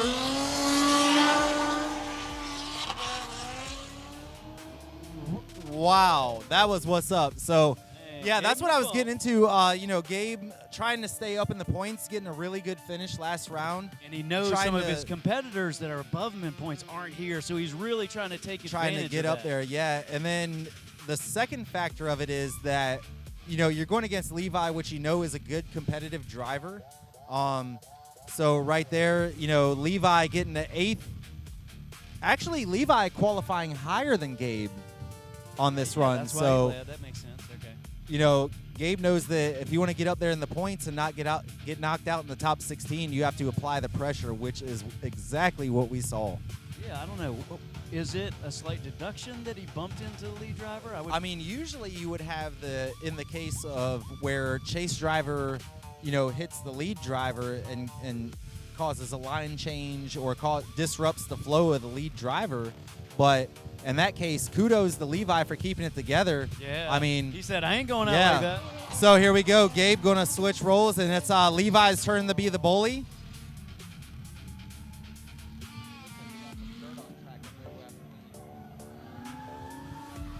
So I got that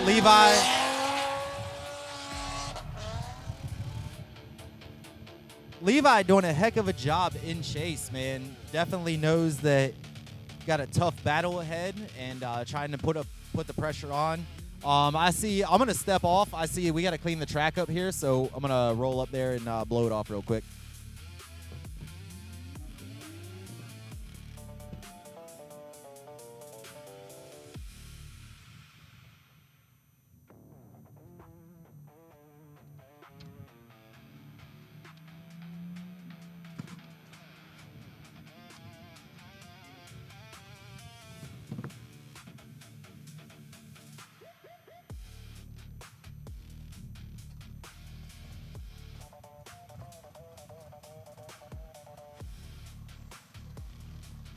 All right, judges deliberating.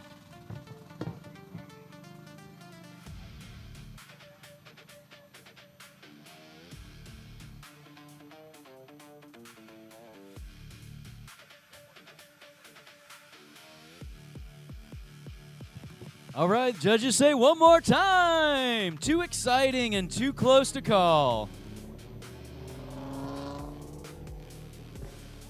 If anybody sees Tony drifts, Anton Shenderov, send him down.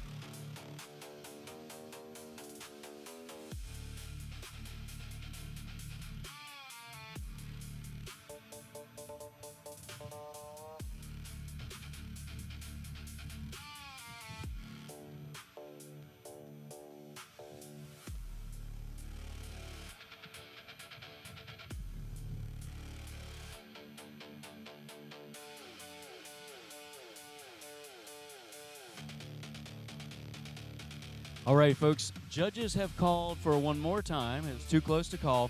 We already had our next pairing lined up, scrubbing their tires in, so we're going to go ahead and send them. So that'll be Anton Shenderov and then Justin Martin. So we've got a BMW with Anton, which is also known as Tony Drives. And he was our 4th qualifier. Justin Martin was 13. So Tony Drives is going to lead first. He's got a red BMW. And then, of course, Justin Martin is in that Nissan G35, baby. Got the 4-door.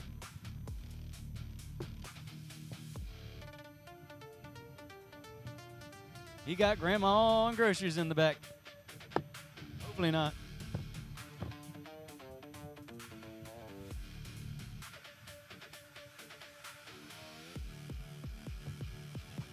All right, looks like the track is about clean, so we should be able to send here pretty soon.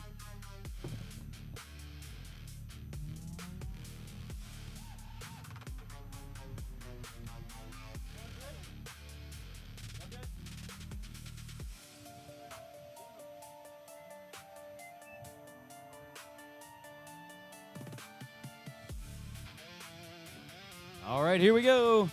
Anton Shenderov, Justin Martin, sending it into the first turn.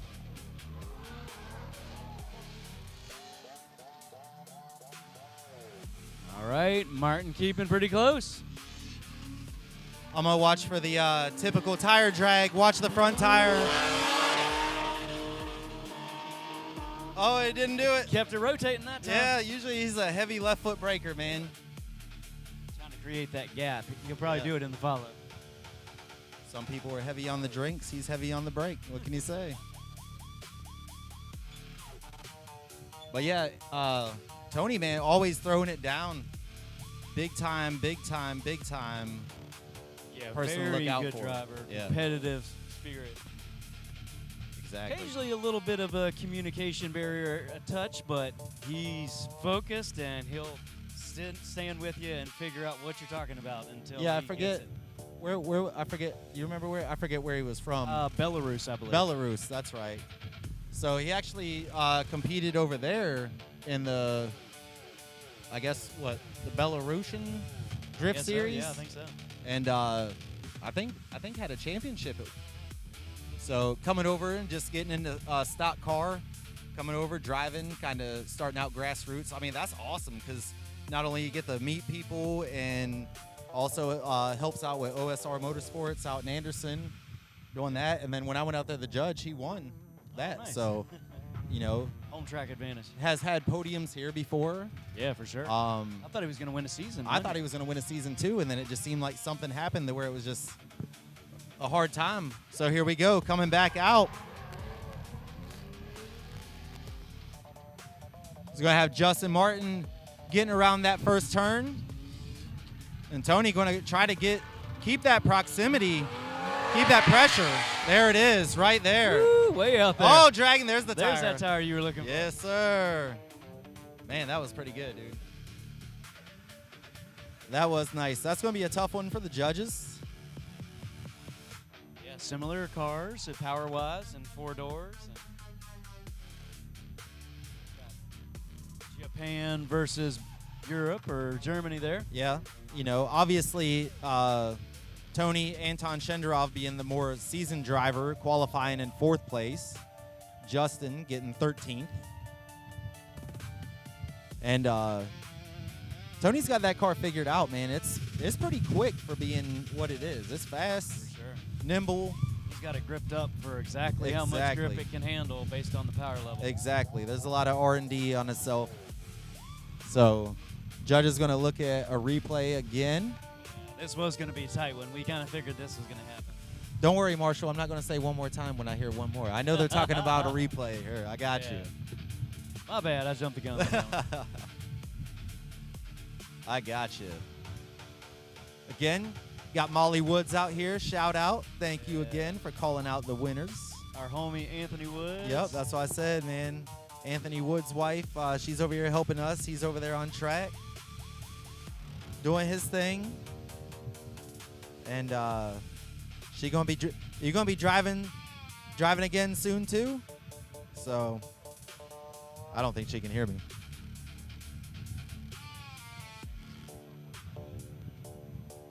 So there you are watching at home. You can see the fun course back there. Fun course layout starting out. Right there. Yeah, fun course starting out pretty fast down the front stretch, closest to the wall to the left side of your screen. Then that's a good place where you can throw a good manji into a backy, and then you're going to hook to a left, to an immediate right, go down that center lane, and as you see the car, then you're going to have another sweeper that goes around. Then you're going to have a rear zone, a nice big manji, a slow manji through there, and then hit another big sweeper. All right, the call was one more time. One more time on the table. For real, one more time. Yeah, for real, one more Not time. one more replay. Yeah, but I one know. more Hey, hook. I had the joke about it. What is That's what it's all about. So, Another one more time. So that's 2 OMTs on one side of the bracket All right, today. hopefully we'll get the first one back started again. Looks like, oh no.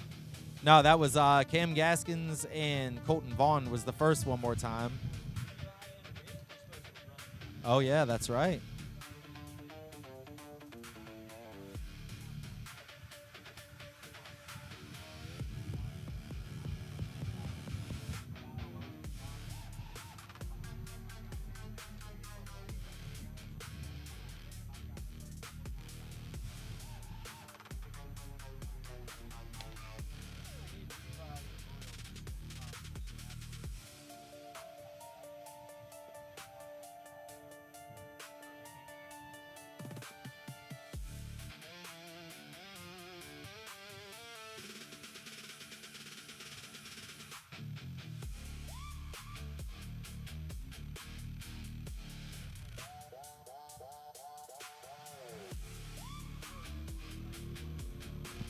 Here we go. Chris Pass leading Colton Vaughn in the 350Z.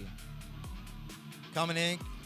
Chris getting into the clip a little bit there, but we'll see. Lost for words there. Quick transition. Big flick. And finishing out into that rear zone. Man, I lost my words. I was trying to figure out what to say.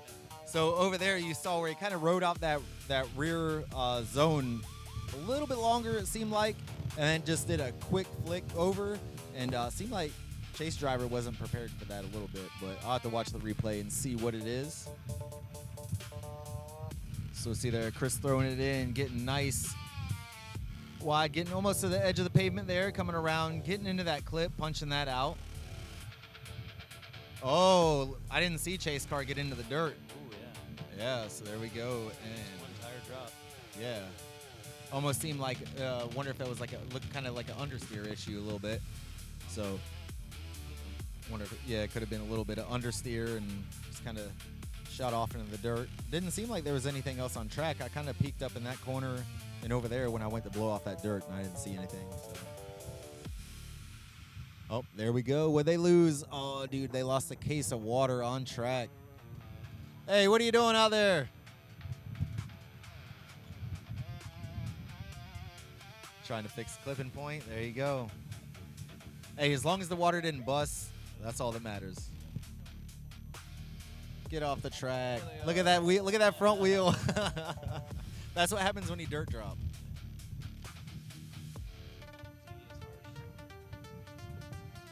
Oh boy. All right, here we go. Colton Vaughn going to lead. Chris Pass in chase. Colton getting nice into that first rear outer touch and go. Getting very nice into that first inner clip.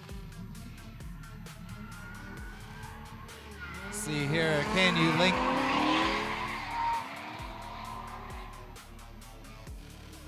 Very nice lead run. You know, getting a little bit of tire into the dirt over there on the rear side, but seemed like a pretty good run overall. And lead definitely gave Chris a very good line to follow. You know, so Chris took advantage of it and stayed right there. So we'll see the replay, see how Chris did. Seemed like a little hesitation off the line, but see they're going to start to try to gain proximity. Matched well, tipped the clip. Oh, looks like there is some stuff on track over there. Because his BRB. tire didn't even go off.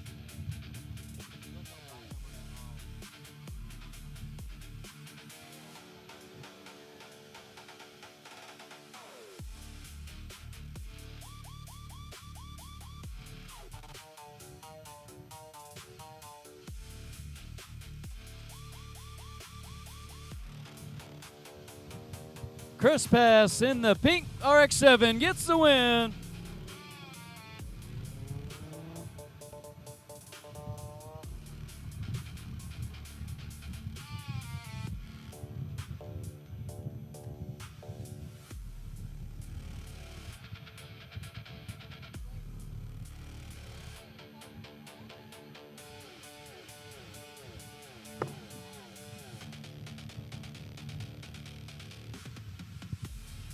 My homie Zach's gone out to dust off the track a little bit. It's hard to see from this angle, but we've got a little dirt on the track.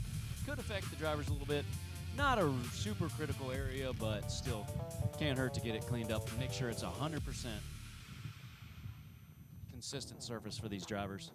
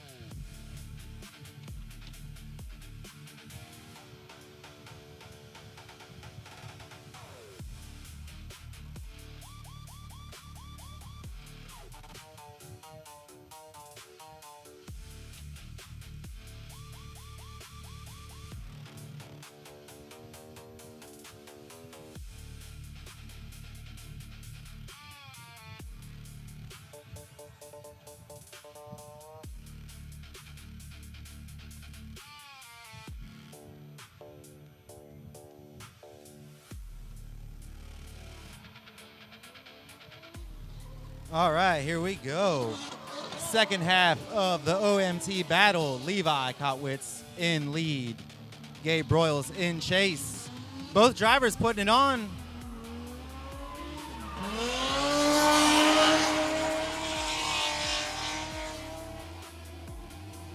Nice.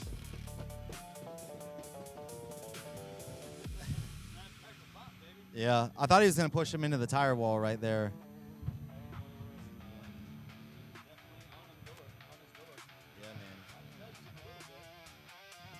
Didn't affect his line, so shouldn't be any Yeah, deductions Gabe's been there. doing very well in chase today.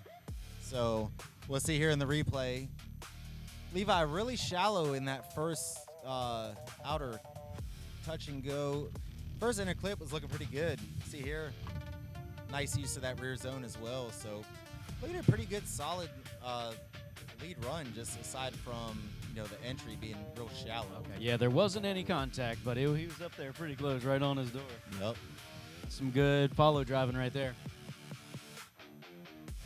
So next pass, I'm gonna need to keep an eye on that corner and see if there's any dirt over there. Not sure it looked like it, but All right, next. so you go, Gabe getting all into that zone. Wow. Staying really wide, just getting a touch of dirt. barely the dip of the tire. Oh.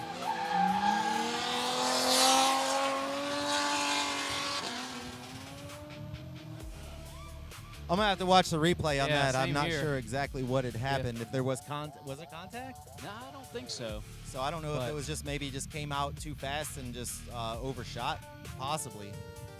But Yeah, definitely got to We'll see see. that replay. I was curious if Gabe kind of let him off track and then was able to keep it on himself somehow, but I'm not sure how that would happen.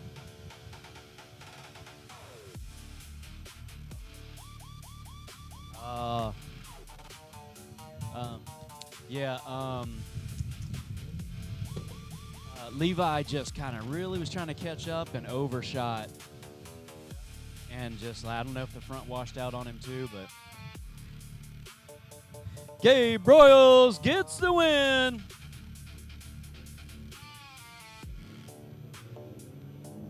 Levi's got nothing to bow his head about, man. He had some great driving out there as well.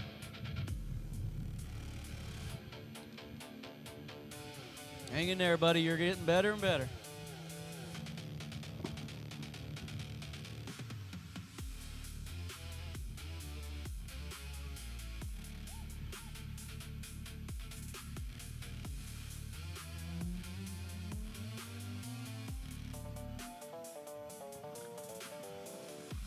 All right, second one more time. One more time. One more time. Shenderov versus Martin. The dual 4 doors. We're going to get the track cleaned up. Just a little bit of debris on there to clean up.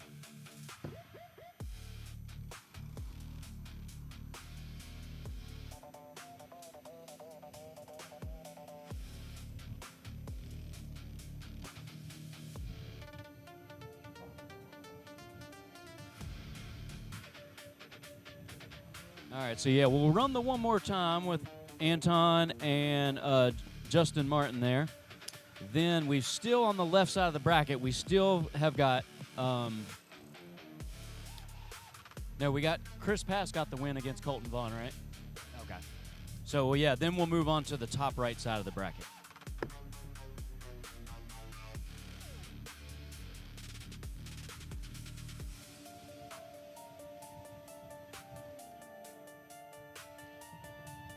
All right, short and sweet cleanup. We're almost there.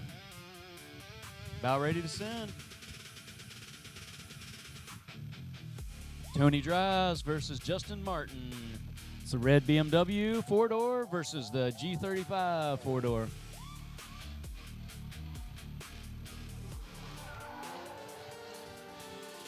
Both cars doing pretty well in that zone. Oh no, Justin straightened.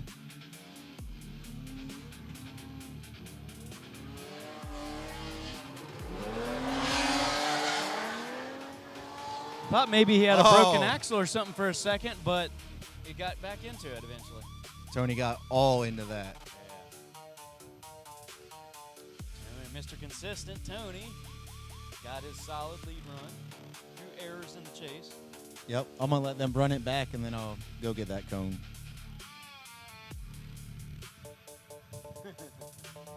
Yeah, Tony has been known to be watching the live stream in the grid. Oh, yeah. And There's a few drivers that, definitely, they watch the live stream and just watch it back. Not driving Absolutely.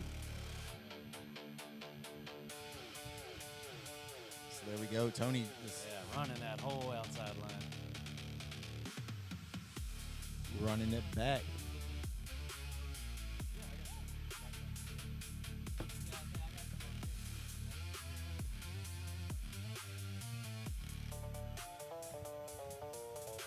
Brian Richburg coming over. Thank you again. Running the media side of things for us here at Rockingham Speedway. Shout out to all the media. If you check out our stories on social media, we try to share all of their stuff to share their stories, so that way you can see who's got pictures up, who's got previews up, who's got video up, and stuff like that. If you're not already, go over to Instagram and or Facebook. Give us a follow at MB Drift Series. And if you get a video of us, tag us in it. And then we'll share it and help blast you. Yep. So here we go. Seemed like being a pretty good chaseable lead run, but Tony's going to be there. Tony's there. Putting it on the door. I mean, I already have my suspicion of who's going to take it. Yes, sir. Get the official decision from the judges.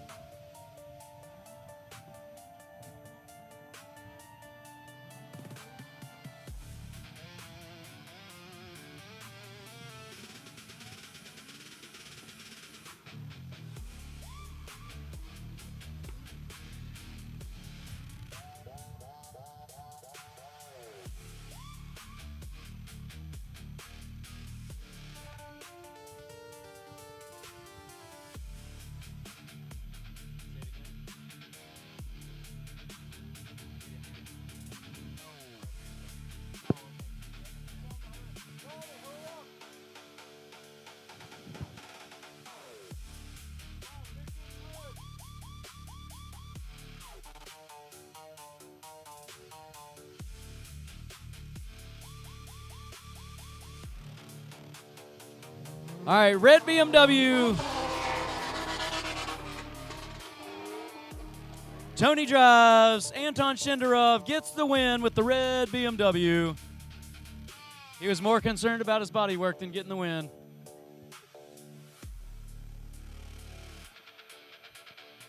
right, so top right side of the bracket, we got AJ White going against Nathan McDuffie.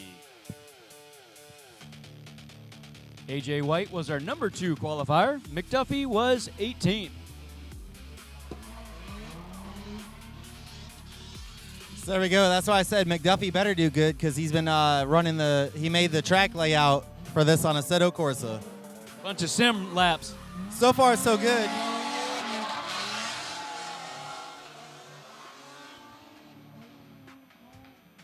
All right, pretty good run by both drivers. Yeah, no complaints either way. Seemed like solid. You know, Nate, as mentioned earlier, running the NA setup, used to have power adder, supercharged. Yeah, he kept having problems with that supercharger. Yeah, seems so like. you know, took it out. Then Made it simple but reliable. Yep. Last I heard, he was sourcing some parts for something, so going to do it to it. So AJ is throwing down a pretty good lead run. I mean, getting second place qualifier, you would hope that you're doing exceptionally well, and there it is. We see it. Yeah, and AJ's moving over to a V8, but he's having some problems getting it done and everything. So his dad, even though his dad's not even here this weekend. Driving his car. Yeah, he's driving his dad's car, and it's like the best event I think that he's had. So he's like, man, I'm loving this, but I wish, Yeah, I had my absolutely. own car. But hey, my driving skills getting it Absolutely. done. So best of luck to him, and we missed you, Shane. Yep, so here we go. McDuffie in lead. Looked like AJ doing it very good well in chase. McDuffie got away from just a little bit there. Got into that cone. Very good into that Advantage outside McDuffie zone, on that man. last turn. Yes, sir. AJ kind of cutting line a little bit. Let's see how the tallies go. Who made the more mistakes?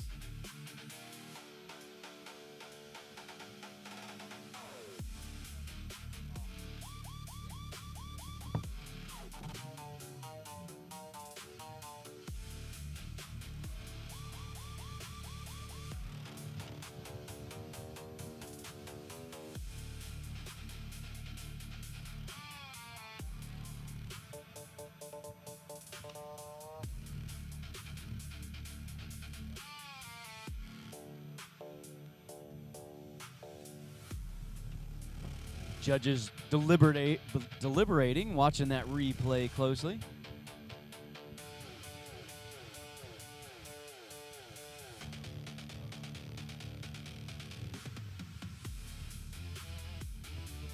All right, they're going to have to go back and watch that lead run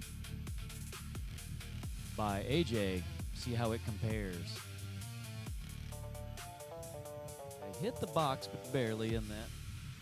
Close on this zone. Filled that box. Touch inside, but stayed on track. Hit that rear zone well on the lead. All right, Z against Z.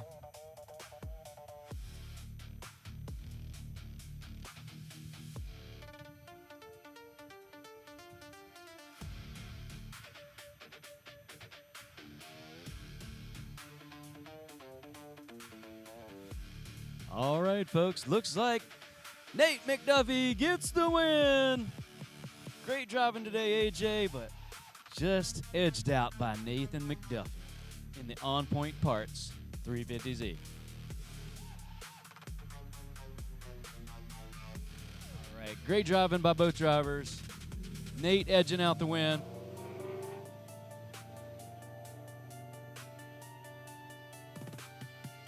Okay, filling in that right side of the bracket. Trying to get our top 8 settled.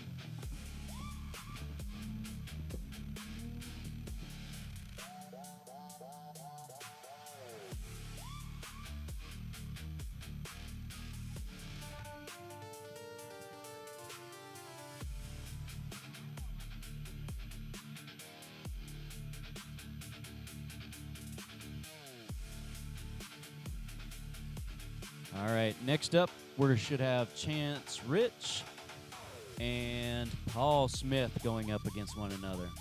Looks like Paul Smith has the edged out lead as far as qualifying position. Paul Smith was qualified 23rd, and Chance Rich qualified 26th.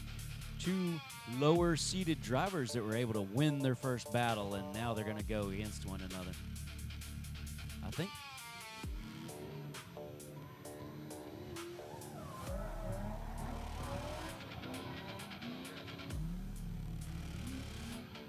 Okay, Paul Smith leading.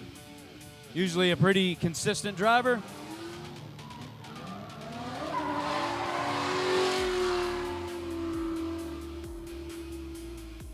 Chance coming around that turn as well. There it is. I didn't get to see much of that because I didn't fill in the bracket because Yeah, I'm in double duty. You said duty. Duty. So, yeah, McDuffie got the win on that last one, and Paul Smith led here. Had a really solid run like normal. Chance kind of had a few. Could have been deeper, but yeah. There it is. Certainly seems advantage Paul Smith, I would say, at this point. So as long as he can put down a solid follow run, he should be able to potentially move on. But yeah, and it's like you could play it safe, but there's a degree to where you can play it safe. You can't stay miles back. Like, hey, you're halfway through the course, now I'll go. Yeah, inactive chase. Inactive chase, yeah. All right, see what Chance can do in the lead. So there we are, looking like a pretty good, getting into the dirt just a hair there. But looking like a pretty good lead line to follow. Paul is going to try to get in there. And right there is where you close the gap. Yeah. A little bit of wavering in that turn, but, man, he put it out there pretty good.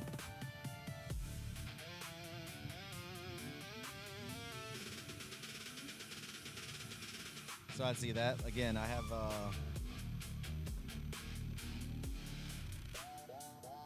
here's the replay. my idea there. So right there, I mean, a good lead run. Kind of overshot a little bit there. Got one tire into the dirt. Yeah. Paul was able to keep it in. Kind of had a long floating transition. And then come around right there. It seemed like a correction off lead car. And from what the judges said, Paul Smith getting the win. Paul Smith. Great driving by Chance. I think first time here, new car. Out of Tennessee, I think they said. No, it was last round, I believe they were here too. I thought this was the first time he was driving that car.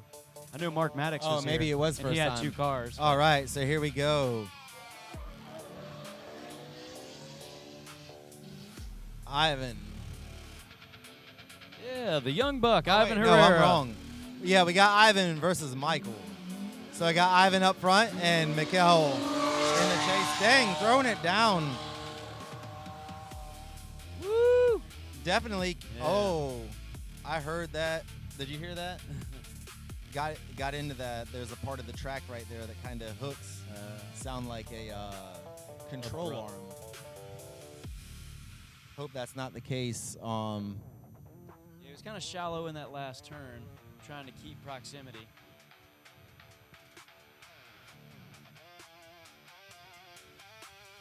Taking a little far out on lead car. Almost got into the dirt, but kept it right on the edge. Filled that rear zone very nice, though.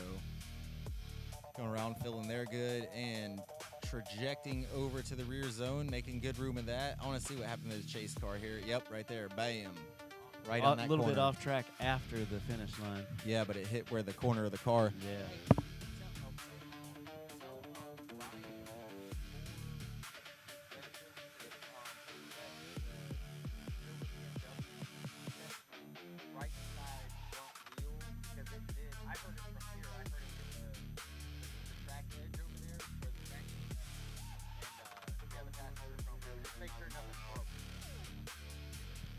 So basically, what it was when the silver BMW went off track over there. I heard it from here. It kind of hit. There's a split in the track where there's kind of a track edges meet, and I heard the front wheel hit, and I heard it from here just clank. So before they go out on track, I just want to make sure that they check over the car and make sure nothing's broken. Yeah, make so sure that it's way- safe. Yeah, exactly. Safety That is was the key. long story short, wasn't it? Long story long. The long story long. All right. So I just wanted to have him check it over and make sure everything was good, and then if everything's good, you can go ahead and send. Jones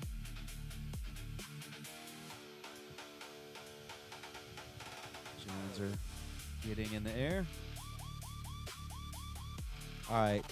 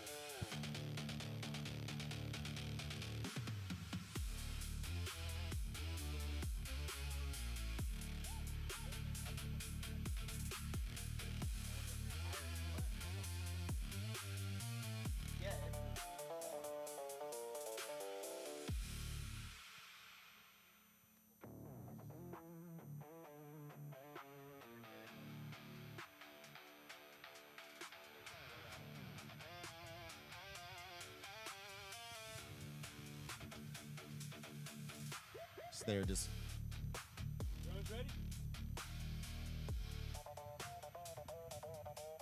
about to send him, so here we go. We're going to have a run back on Ivan and Mikael. So Mikael's going to lead, and Ivan in chase. Big flick in there, using all of that rear touch and go. See what he can do coming around into that front.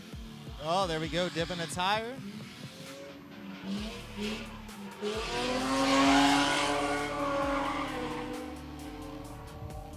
Finishing out, dragging that front tire. Seemed like Ivan kind of got lost over here. I didn't really see what happened in chase. I was watching lead car, but see what happened. Seemed like kind of got a good gap put on right there. Was doing pretty good until there.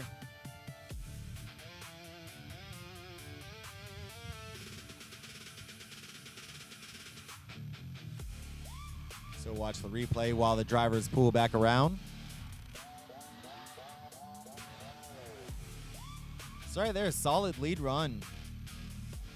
Doing pretty good in chase, and then it seemed like right here, maybe not sure what happened.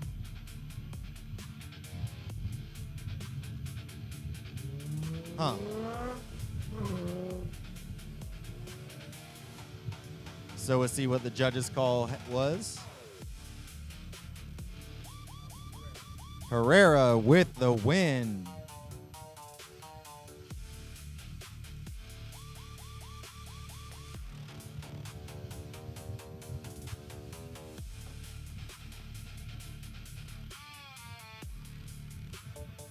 Well, you got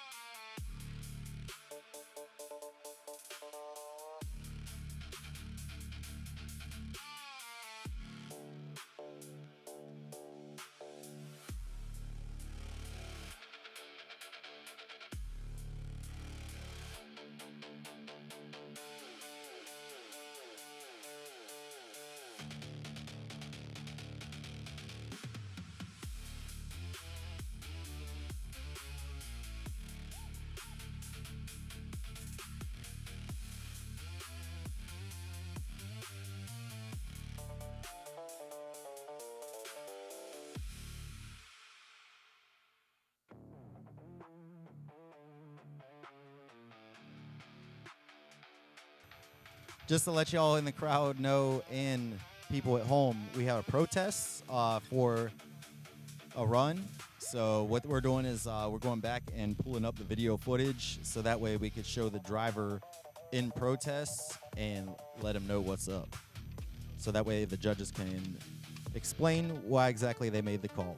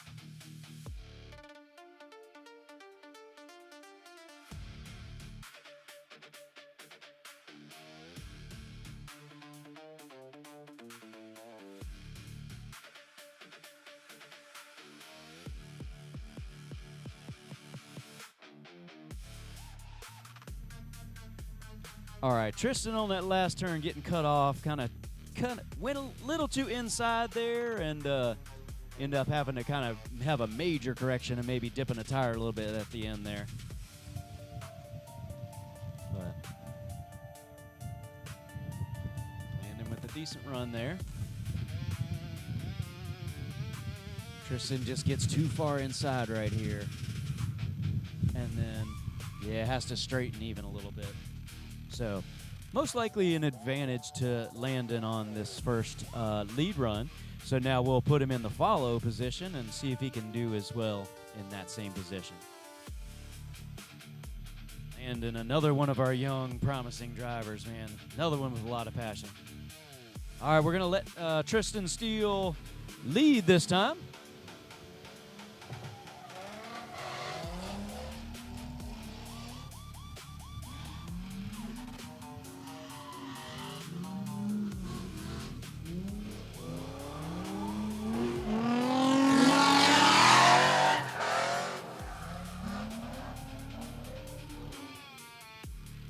Looking pretty nice right there.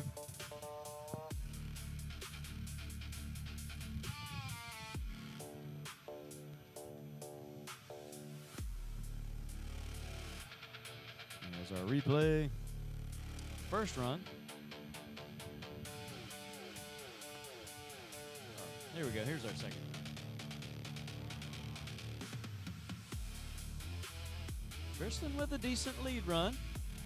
But I don't know if he can overcome the deficit from the chase.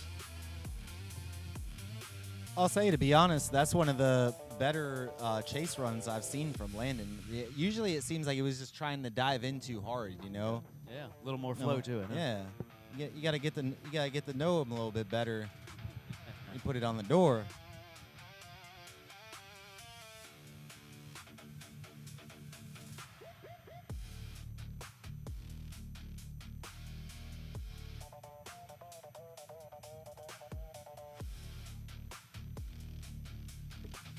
You know, it's hard too whenever you're diving in and stuff like that. It makes the car a lot harder to control, you know? You gotta be real twitchy.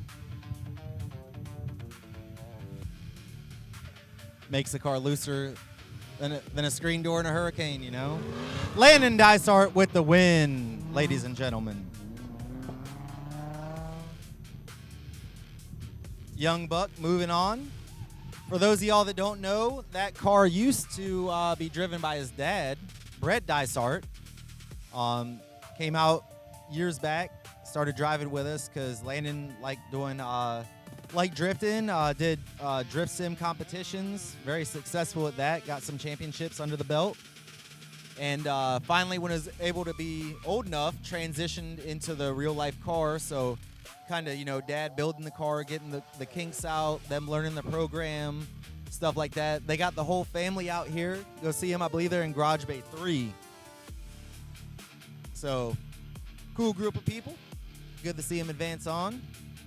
His dad, last season driving with us, did very well, you know, climbing up through the ranks there. So now we're going to move into the top 4, ladies and gentlemen. Got Zach O'Sullivan versus Gabe Broyles. This is going to be a good one right here. So I'm going to stay quiet and I'm just going to watch because this is going to be a good one.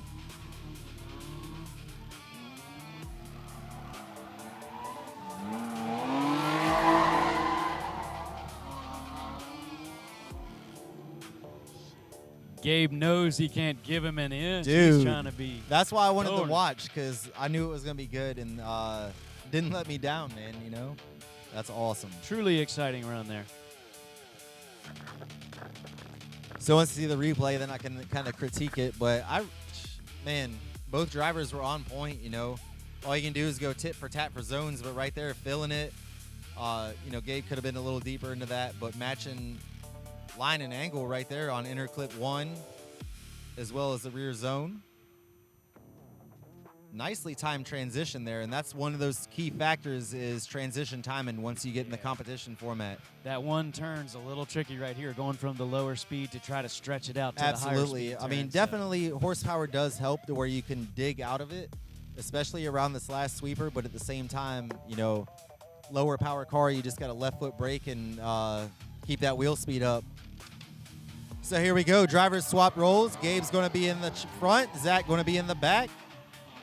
Man, nice and close on that transition.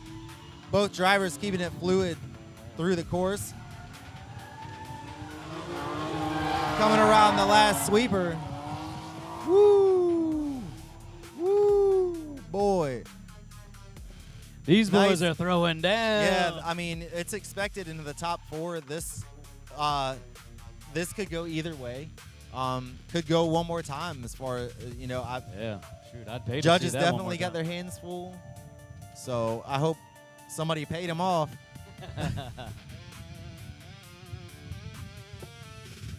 So while the judges deliberate, we watch the replay here. Next battle, we're going to have Anton Shenderov, Tony Drives, against the OG Chris Pass in the V8 powered FC RX-7.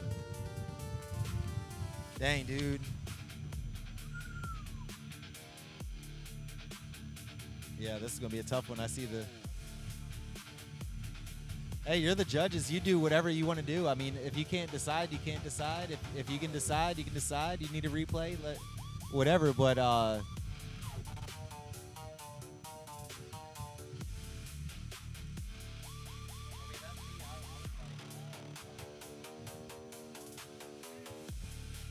oh man, so With on that, Zach O'Sullivan getting the win. That was a tough one from the judges. Yeah.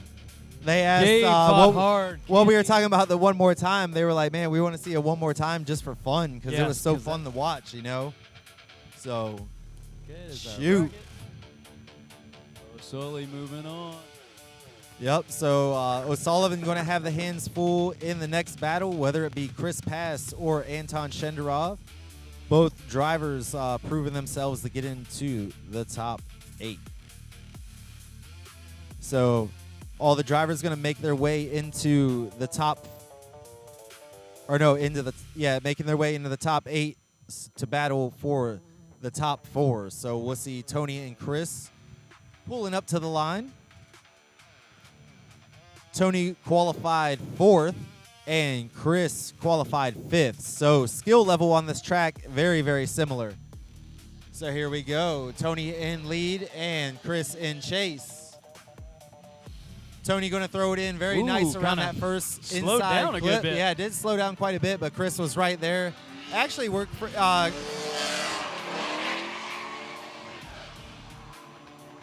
Actually worked a little bit in Chris's advantage to allow the tuck into the pocket a little better.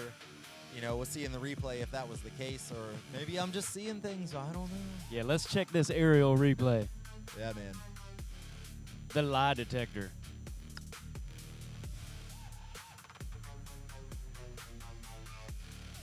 So there you go, making nice use of that rear zone. Very nice from both drivers on that inside clip. Running that line kind of wide, getting a little bit of a tire. Not sure if it was in it. Dust coming around, I don't know. And filling that rear zone. Kind of lost Chris there, but again, as mentioned earlier, Tony's got that car dialed in, and it is fast for what it is, you know. Just trying to see what time we got here.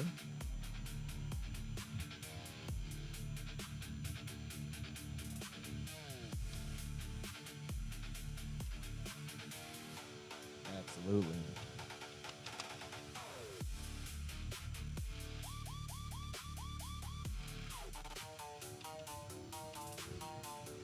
So there we go. Driver swap and rolls. Chris going to lay down the lead run. Getting a little wide there. Dropping a tire, hooking back on, but maintaining drift and getting into that front inside clip very well. Filling that rear zone nicely, man. That was one of the better ones we've seen today. And staying in that rear zone to run that nice and wide line to be able to let the chase driver follow suit. That was pretty good lead run, man. You see on the replay, you know, aside from the little gutter hook right here, the coming around the front clip, see there, didn't look like a tire went off course per se on the white line, but getting in through here, this rear zone was very nice, filled in there pretty good. And then getting the car right where you needed it to be on there. Yep. You know, it was a little shallow in the rear zone, but still maintain the, keep that wide, that good line on there. So, we'll see what the judges have. They're going to ask in for a replay of Tony's lead run.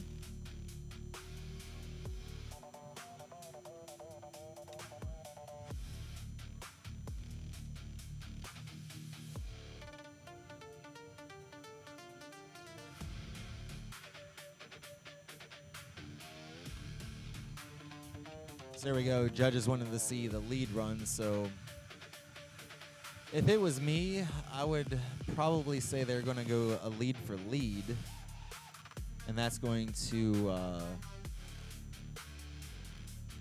choose who wins. Not saying that's what it is. I'm just saying if they want to watch a lead, you know, it could be mistakes in chase and or lead, but sometimes during competition, whenever the judges. Basically, when both drivers in chase do exceptionally well in chase and it's hard to differentiate, the judges will go to looking at lead for lead. So they'll look at each driver's lead run, which should, in theory, when you're out there, you want to have 100% qualifying run. All right, judges call Anton Shenderov. Tony drives with the win. It's awesome to see Chris get this far as well because, man, the last couple rounds having car trouble. Redid a bunch of stuff on the car, had trouble with the car. Last round had trouble with the car. So it's awesome to see him out here and be able to climb the ranks and get some points on the leaderboard as well.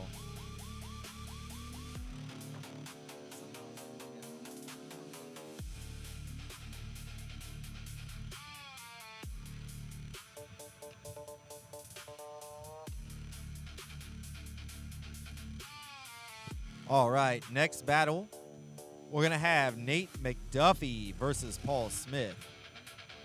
Paul Smith's no stranger to the podium.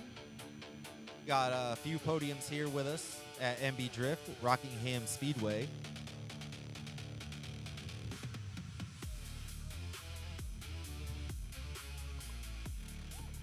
So now that we're on the right side of the bracket, we'll have Nate McDuffie versus Paul Smith.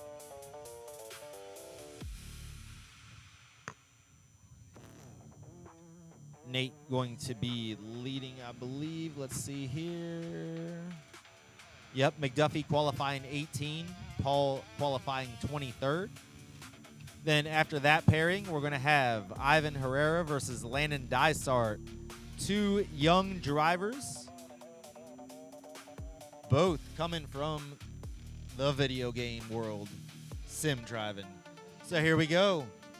McDuffie in lead. Smith in chase. McDuffie getting around very nice on that inside clip. Sound like a lot of throttle modulation there to keep the car set. Oh, getting way off course, but Paul follows line. Didn't get in. Looked like dumped off course before the zone and floated back into it. So we'll see if that shallowed the line in the rest of the rear zone on the lead car. McDuffie there. Got the classic 350Z bat wings. So we'll see here on that last turn.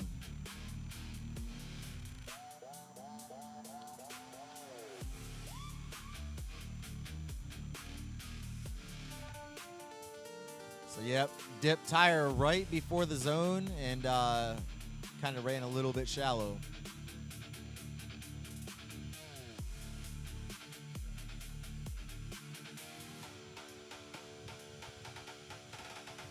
So we'll see, if it was, a little bit of a straighten. It seemed to me like just shallow angle.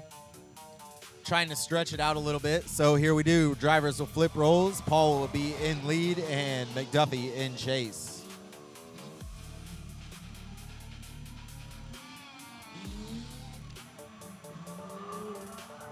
So there we go. Paul doing a pretty good job getting through that rear zone. And running pretty much like a midline, getting around that last curve, it seemed like. We'll see better on the replay here. So Nate McDuffie in the On Points parts car back there is our tire service. So you need any tire needs, sells tires at the track, rents tires, has equipment, and do tire repairs, you name it. So see here, Paul doing pretty good. We'll see here. This is what I wanted to see if it was pretty good not really in the box. So pretty shallow line, but we'll see what happens with the judge's call.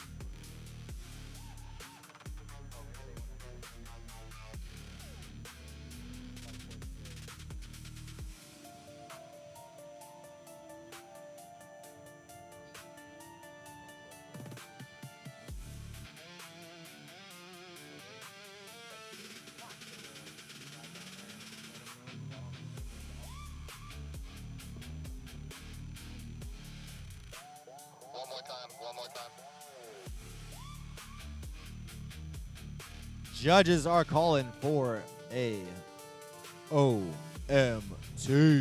one more time. OMG. OMT.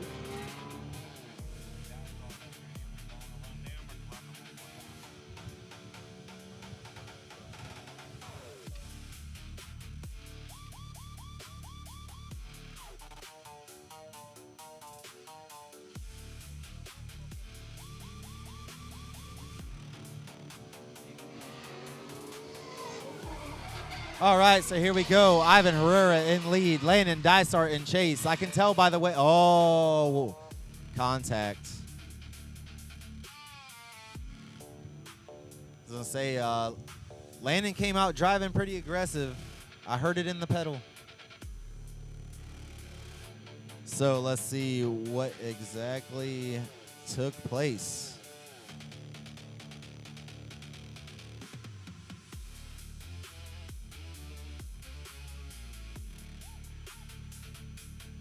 Yeah, I'm not sure. The dust cloud made it to where I couldn't see anything. So here we go. We'll see on the replay. I was lost in the sauce, absolutely. So here we go, dropping it. Well, I don't know if that was 1 or 2 tires, but then coming around, running wide, and then just straighten. So I would say that would be at fault. Ivan, correct. You know?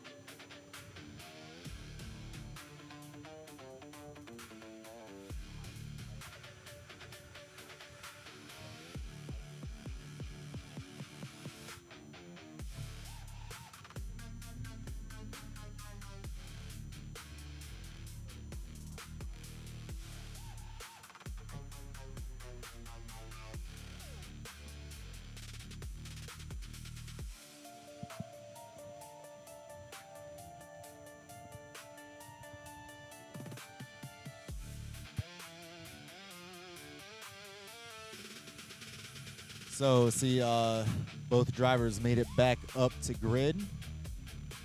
Yeah, I'm not sure. I'll see what the judges had called on the first run. It just seemed to me, I'm not sure what happened with Ivan. It seemed like Ivan just shut it down a little bit or just stalled out. But here we go. Landon Dysart in lead. Ivan Herrera in chase.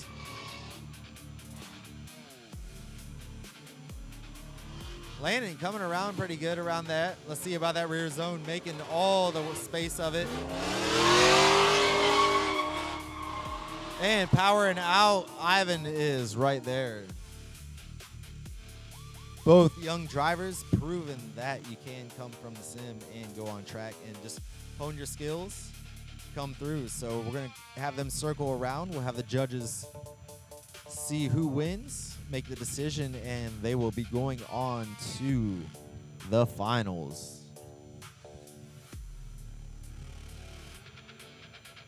So once we get into this, once they go into the finals, whoever has the higher qualifying score for third and fourth place, yep, we'll go ahead and get third. So.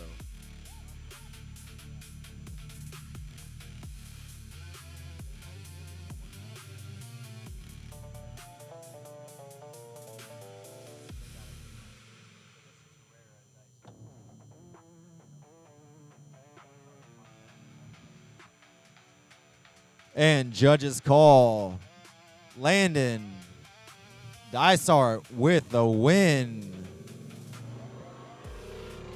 Two young bucks, both fighting hard, and definitely can be Definitely proud. props to both drivers, man.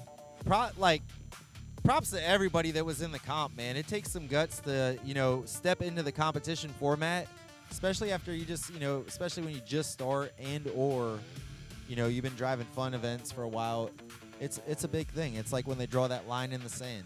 Hey, you got to step across. Yeah, I love the crowd reaction too to these wins too. Absolutely. We got some passionate fans over here. Definitely shows a lot of support. That the family and everybody is involved.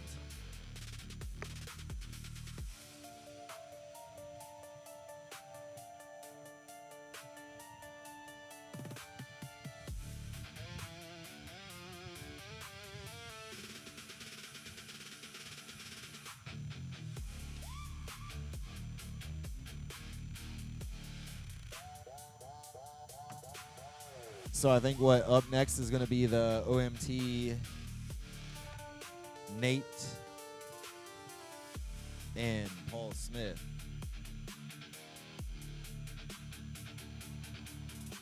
So there we go. Both drivers made it to the line. All right, after this, we'll be in our top 4 battle once this is settled.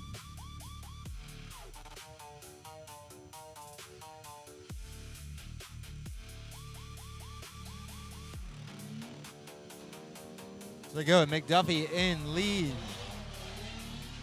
Smith and Chase dipping a little bit of tire there, using a little bit of handbrake to get around that first inner clip 1.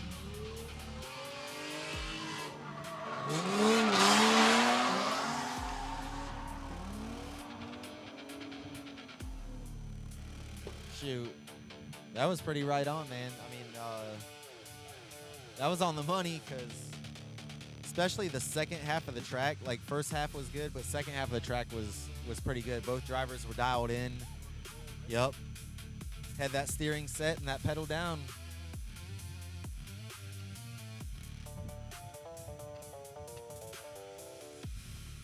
Yeah, it was just a dip of the tire on the entry.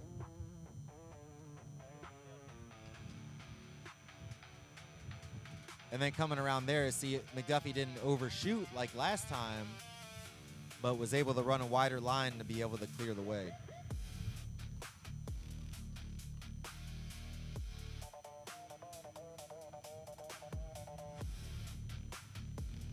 Marshall over here keeping up on the computer, keeping the points current.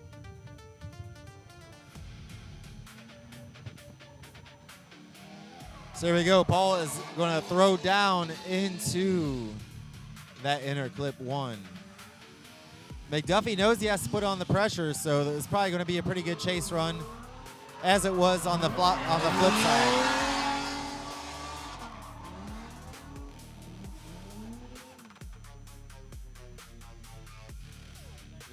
I was going to say that was very similar to the first run, you know, just a different person up front.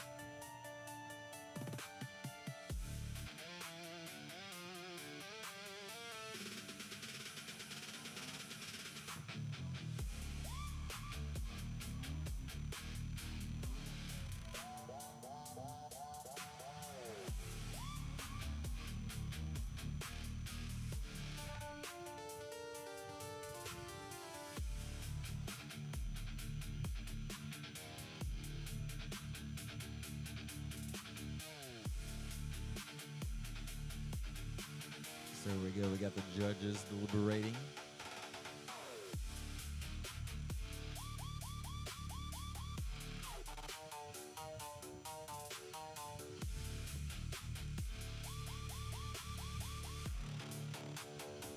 Man, there's some tough deliberating going on over here.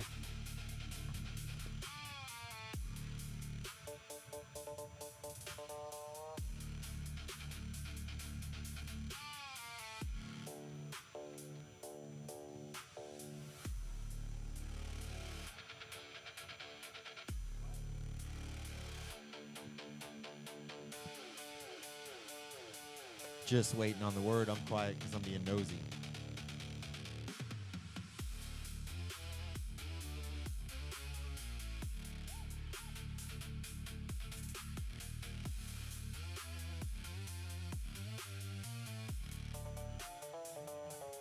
Judges call McDuffie for the win.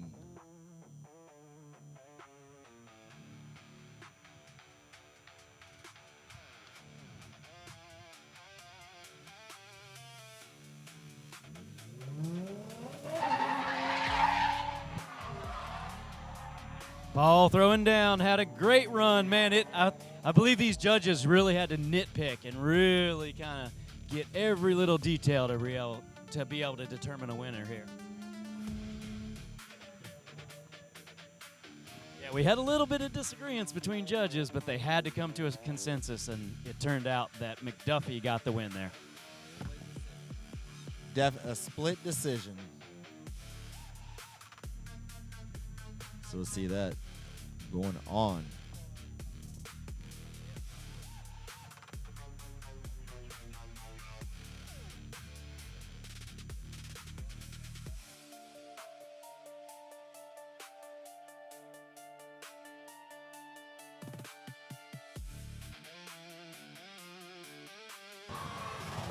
Oh, here we go. This is going to be a good one. Number 1 qualify. Oh, got choked up.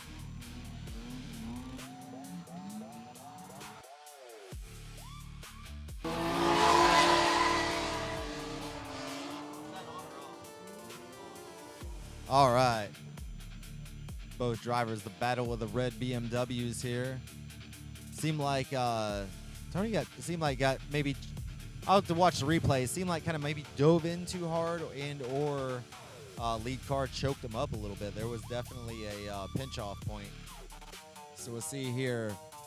Big wide line, dropping a tire. And then it seemed like Tony ran an inside line. Oh, well, I was wrong then. Just pinched off the clip. So right there, cut in a little bit. Man, that's going to be another tough call from the judges.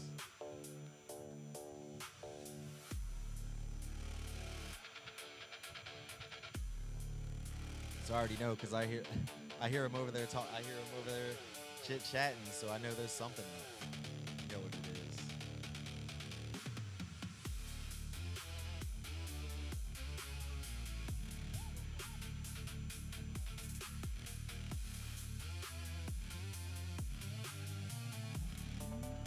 So here we go. Drivers swapping roles. Tony going to take the lead, and O'Sullivan taking chase. So there we go. Both drivers throwing it down, getting it into the dirt. Not sure if that was dust or dirt drop. Shoot. Tony did a little Sully, bit of a tire quite, drop right there before the finish line. Sully couldn't quite match the width of how deep in the turn that Anton. So we got a little tit for tat going on here already. Sullivan definitely did pretty good. I don't know if I should cheer because you got the same name as me. Should I be biased? No, I'm just like.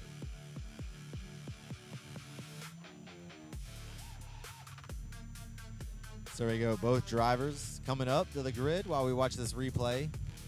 So yeah, I'm not sure if that was a tire or if that was just wind. Tire? Heard.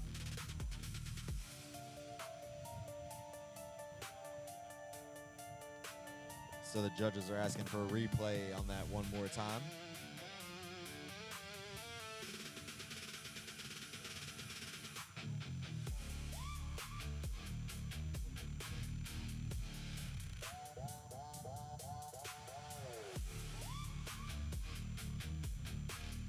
So another one, the judges are deliberating hard.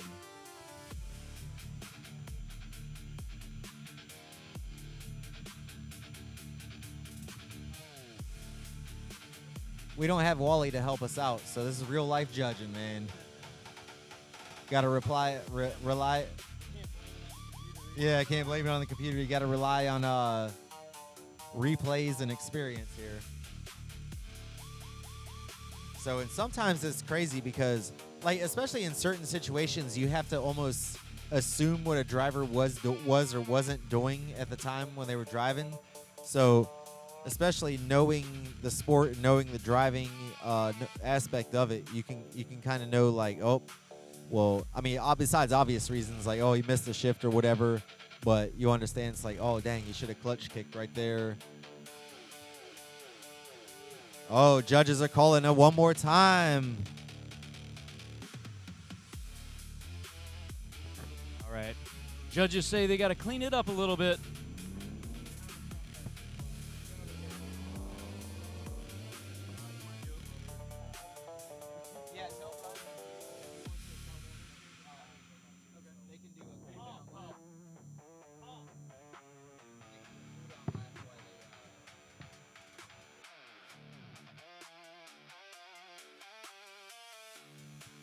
All right, we got another protest, so we're going to take a moment for the judges to explain the situation and go over what criteria they seen that deemed their decision to be correct. In competition, per the rule book, it does state that you are able to do a competition protest. So therefore, you know, if you feel like the call wasn't deemed in your favor and you feel like, hey, man, Did you see that he did this, that, or this? I feel like my mistake wasn't as crucial as theirs. And you come over and you do your protests. And then the judges explain their case. You explain your case. We look at replays from the drones in the sky from the replay. And dang, I didn't know I would have looked up there. I was looking back. But so it gives them, a reason to state their case. But they can look and see the video and explain what they got going on. This is the second one today. So, we just give that right to the drivers to be able to see what it is, man. Make sure that they are treated fairly, and not that anything is unfair. But, yep, exactly. Yes, and there are people that have come up and just said, hey, I just want a better explanation on what happened, So, but, yeah, we'll let them deliberate. I'm going to step over and get another water, and, yeah, this is the only time I ever talk this much. So, but it's all good. I'm going to take a break for a second and let them deliberate, and then we'll get back and let you know if they have reversed the decision and or stood on it. So go ahead and we'll see what it is and do it to it.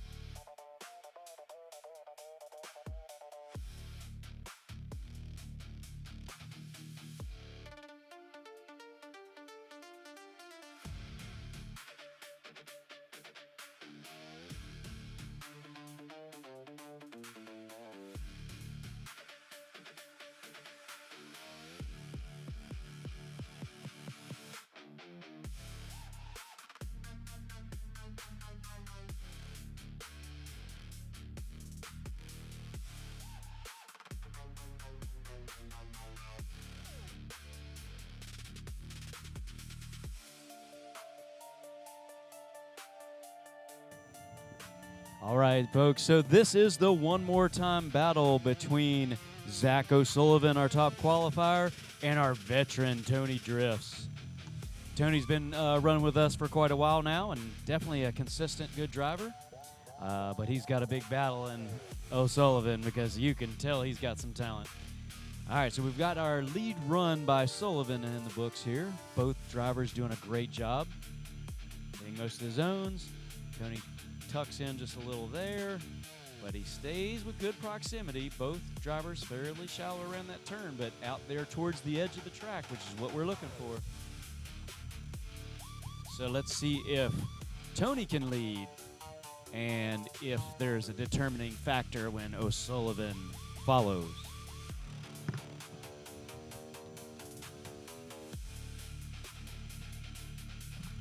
Right after the final battle, we're going to announce our winners on track down here in the center of the last final turn. We invite all the spectators and media to come down and celebrate with us, do the champagne toast, and then we'll clear the track and let them do victory burnouts.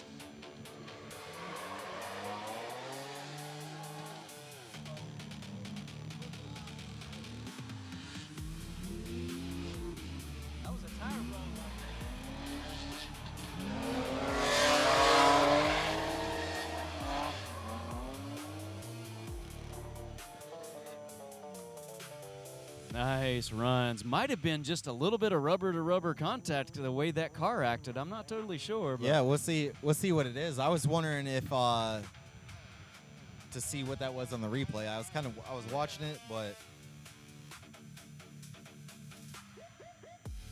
wanted to see because that could determine the winner. See O'Sullivan turning the tires a little bit. So right there, it looked like just kind of. Yeah, Tony going a little bit wide, and then O'Sully kind of charging in there and really hitting an ideal line because he was way on. Yeah, I mean that's side. the closest I feel like anybody's been through there. Well, not the closest, but I couldn't tell was there any contact. It seemed to me it was tire to tire, but I didn't notice it right there. Yeah, I didn't notice. A little rub to change the reaction of the car.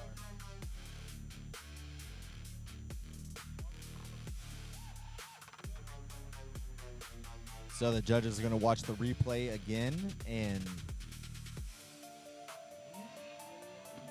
nitpick. So right there, see Tony go wide. And this is what they're probably going to be looking at. There was contact. So I mean, is that cut in line to get close? Is that angle stall slowing down? You know, this is what the judges are looking for. Could it just be a bad line?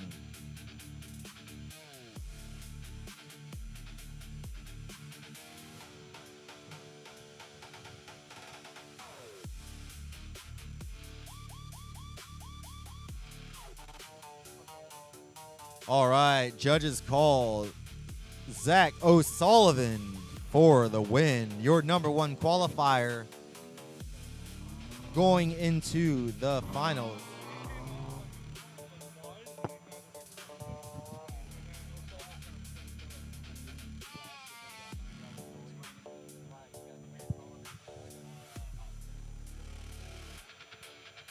All right, so in the second turn, as Tony was floating the car out, there is a decel zone before the turn. However, once you enter that turn, you need to be back on throttle. He was still decelling, which is what caused the contact between the E36 and the E46. All right. Thank you, Mr. Lead Judge Daniel. Appreciate the explanation. All right, and word from Brian at Grid. Nate McDuffie is calling a 5-minute timeout. So, another one.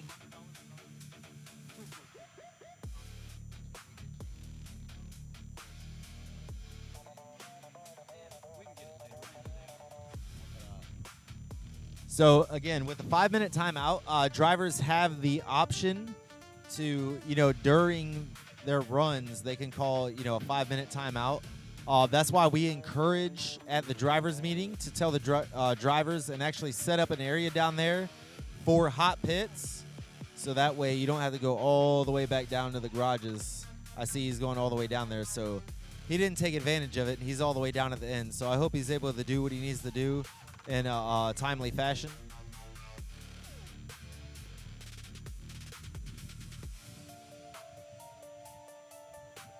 So have him go down there, fix up what he needs to fix up, and then come back to the line and get ready for the final run.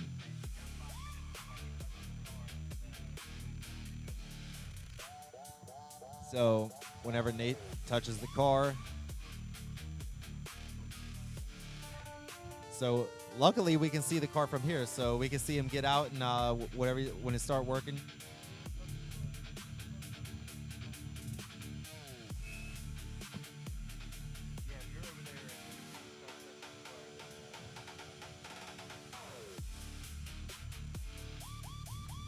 We got that Brian coming over to the station.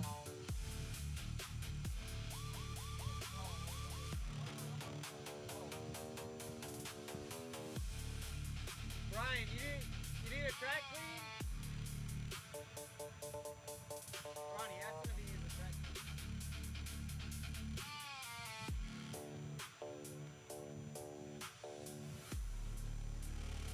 So he's taking his 5 minutes. We're going to go out and double check, make sure the track's clean, ready to ride. I do see one spot ahead of me I'm going to go ahead and take care of. Be right back.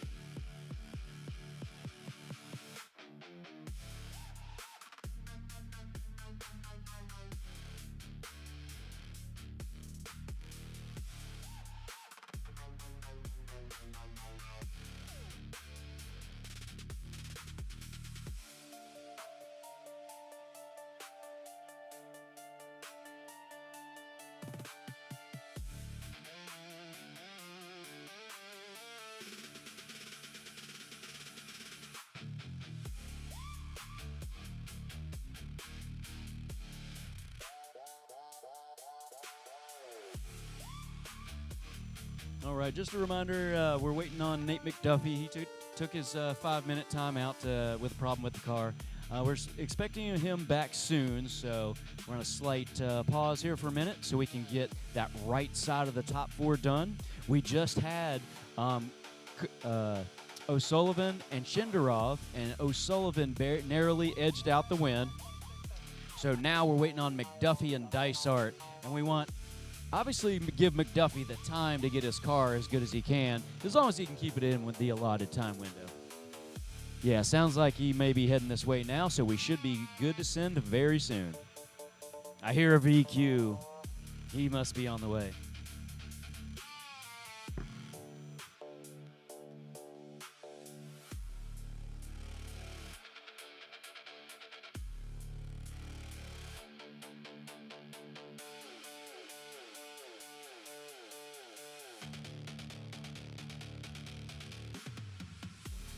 Then, of course, Zach was re-chalking the lines for us so the drivers have the best visibility of where they need to be on track.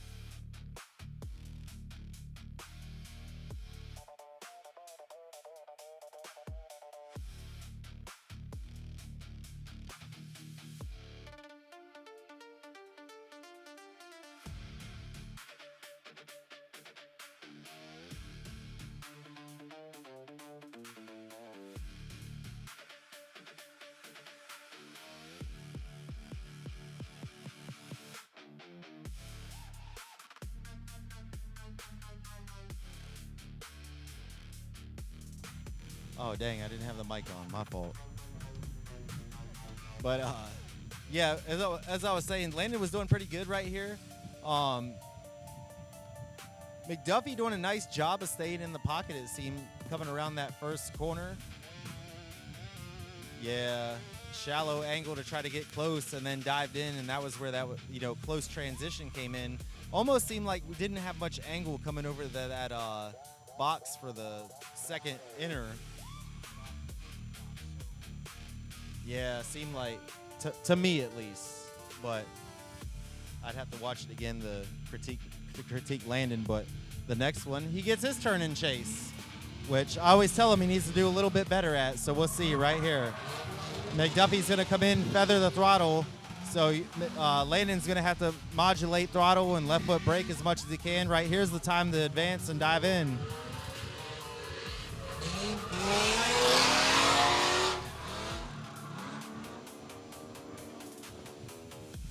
See, it seems like Nate only tire drops in chase right there on that, because that was pretty decent.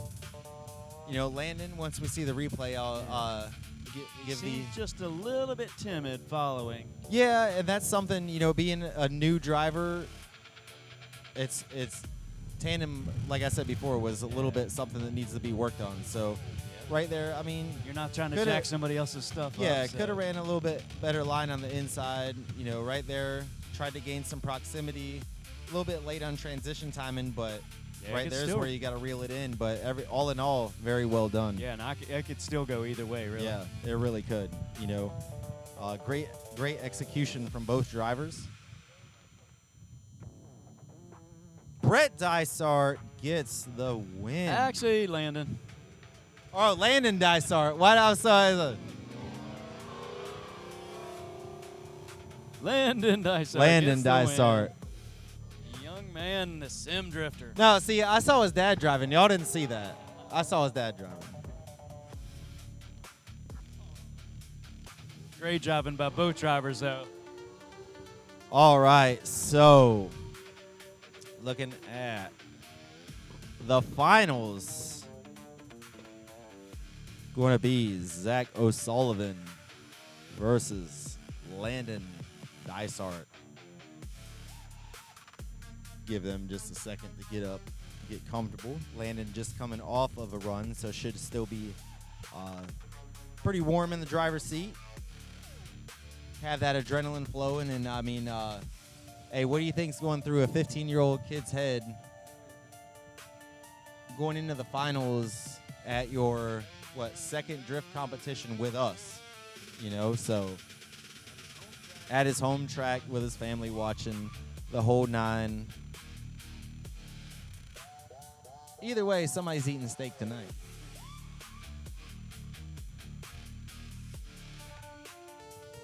So let's see here to go back.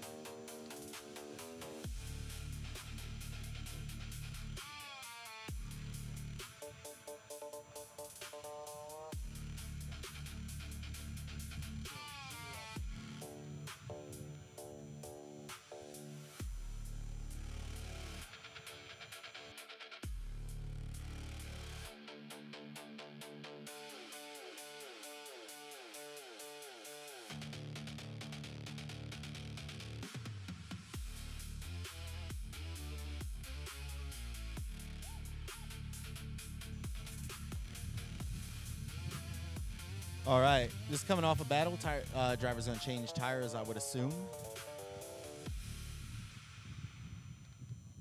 And we're gonna go into the finals.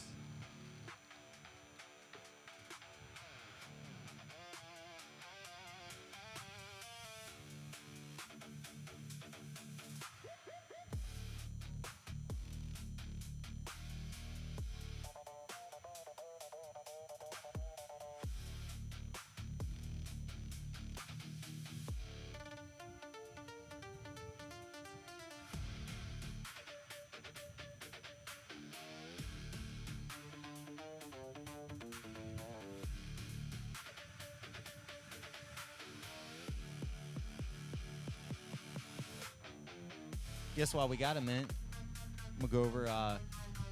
Once again, like to thank Rockingham Speedway for having us. Banger Productions for providing the eye in the sky. Shout out to our sponsors, Fortune Auto USA. Got them quality coilovers, hand built here in the USA. ECU Master ESA USA. So once you get your car built up, man, get you a standalone. Go over it, get it tuned. Yep. That's what I'm about to do here shortly. You need some safety equipment, go to Bridge Moto. Tires, over on the Driftaholic Racing. You need some automotive parts, hit up Turbo Time. Steven Larson, thanks again to him for doing tech for us. Him and Dan Stoneburner. Then we got our buddy C-Ray down in Myrtle Beach doing powder coating, giving out some gift certificates. Marshall's got his wheels powder coated by him, same here. Then you got some other stuff powder coated as well, isn't it? So, yeah, man, all I need to do is get, I guess, man, I just need to get some Fortunato coilovers, and then I'll have all of our sponsors, yeah, the full thing going. Yeah, man, because I'm going to need something because mine are crusty. You know? So, once again, as you see them back here, you know, just want to thank everybody. Give everybody a shout out. So go show them some love. If you're a driver or spectator, want any gear, hit us up. We got discount codes for all of those that I'd mentioned. Get you hooked up on some parts, supplies, whatever you need. Yep, in the driver bags you have it. So see what they got going on down there. Not seeing any action right this second.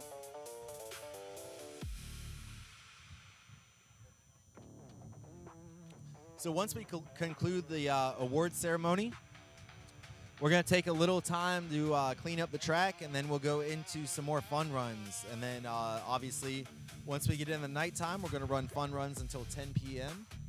So get through this. If we have enough time, we can do a potential short high-speed layout and or just go right into the night drifting. So whatever we got, got to do, we got to do. And then also tomorrow we're going to be running all day, so we'll be starting out the morning with a long track and then running into a shorter track that's going to be more of a hot lap style. So we'll be running that tomorrow all day as well.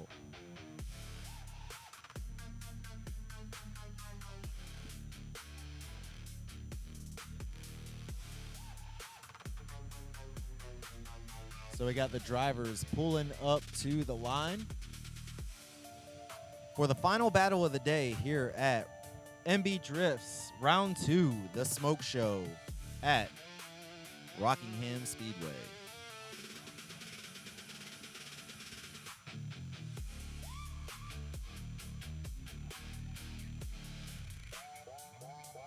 It's my fault. I thought they were about to come to the line.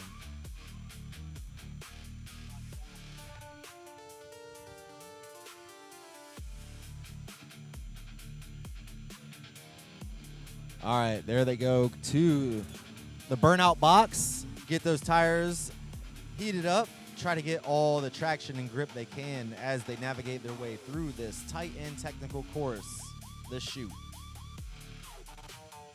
I don't know why I sound like a golfer, Marshall. Yep, little golf clap. So we got both drivers to the line for the final battle here. Zach O'Sullivan in lead, Landon Dysart in chase, coming around into that first inside clip. Both drivers doing a very good job at navigating the course and driving well with each other here.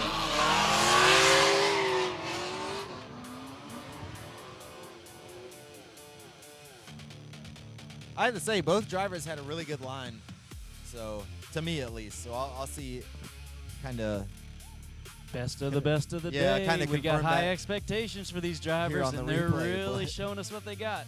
Yeah, and that's what it is, man. You know, once you move up higher through the ranks in the bracket, man, it makes it harder to for the judges to make a decision, and you know, for the crowd, it's like, wow, everybody's driving at the best level they can, because at least from the looks, you know, these are the best drivers of the day on this track.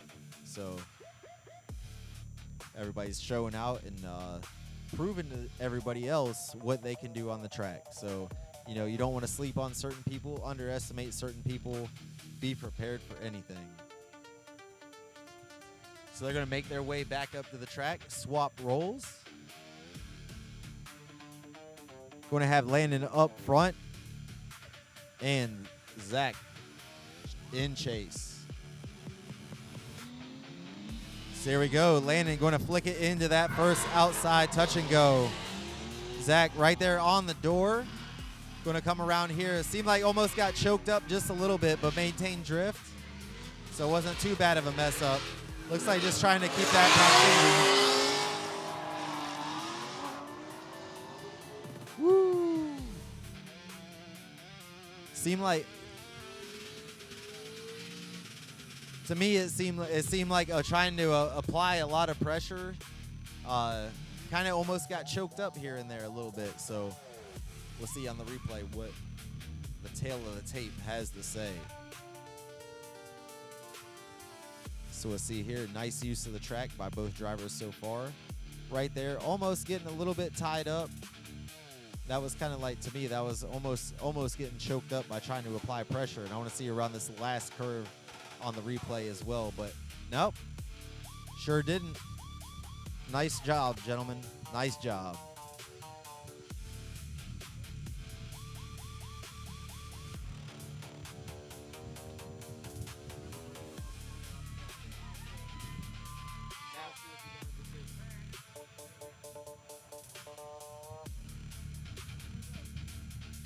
All right, so the judges are going to take a look again at both runs.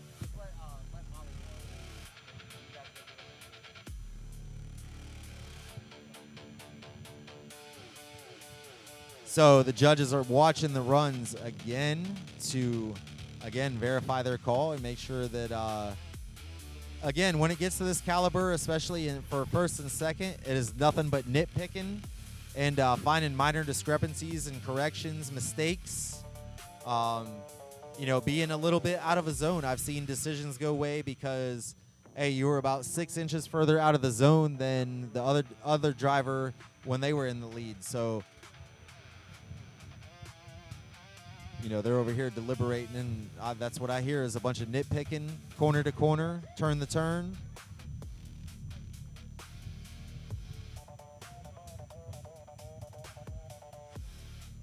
There with a little bit of a tire dip right there where our boy Mason got caught up in the tire wall.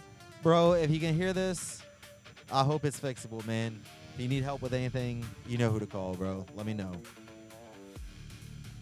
All right, the judges have come to a decision. So we're going to have them pull down.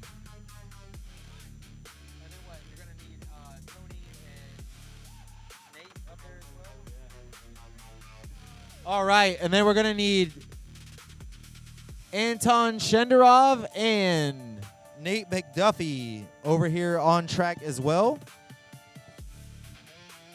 for first, second, third, and fourth.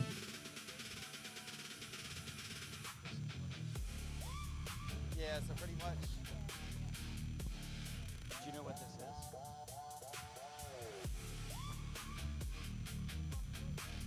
Yeah, just kind of pull. You can pull up like kind of by the clip. Just line up by the clip, and we'll put 4 cars here. There you go.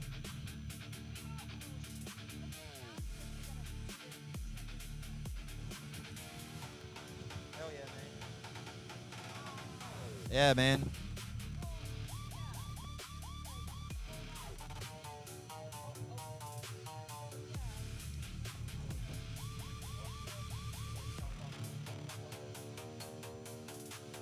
What's that, Will?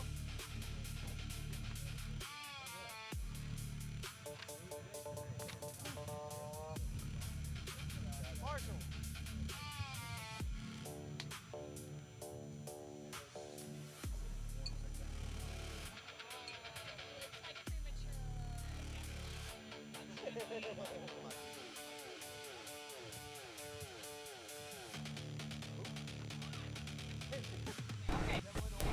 We're good. Hey, come here. I'm right here. I need to change something real quick.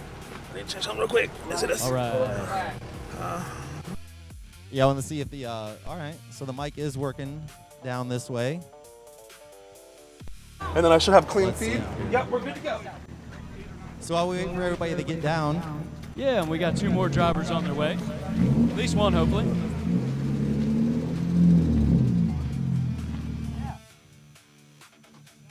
all right, you got, everybody can hear me down here as well. All right, there you go. Checking out the car after the battle. How was the final battle for you? Is let me see what was going through your head. What was your thoughts? It was good. Lyndon's actually a fellow sim driver, and we just spoke, I think, mainly for the first time just a few nights ago. And we were just joking about. He was telling me how he was going to door me and stuff like that. And we were just going back and forth, messing around. So it actually came to fruition, and it was like a sim drifter versus sim drifter battle. That's right on, man. So you come from the sim world too. That's crazy. Dang, a lot of people coming in from that. How about with yourself? I mean, Zach, I've just watched him win sim championships. I've won a few sim championships myself. This is about a year ago now, we were in a sim lobby one night. We were just driving together, getting doors and whatnot.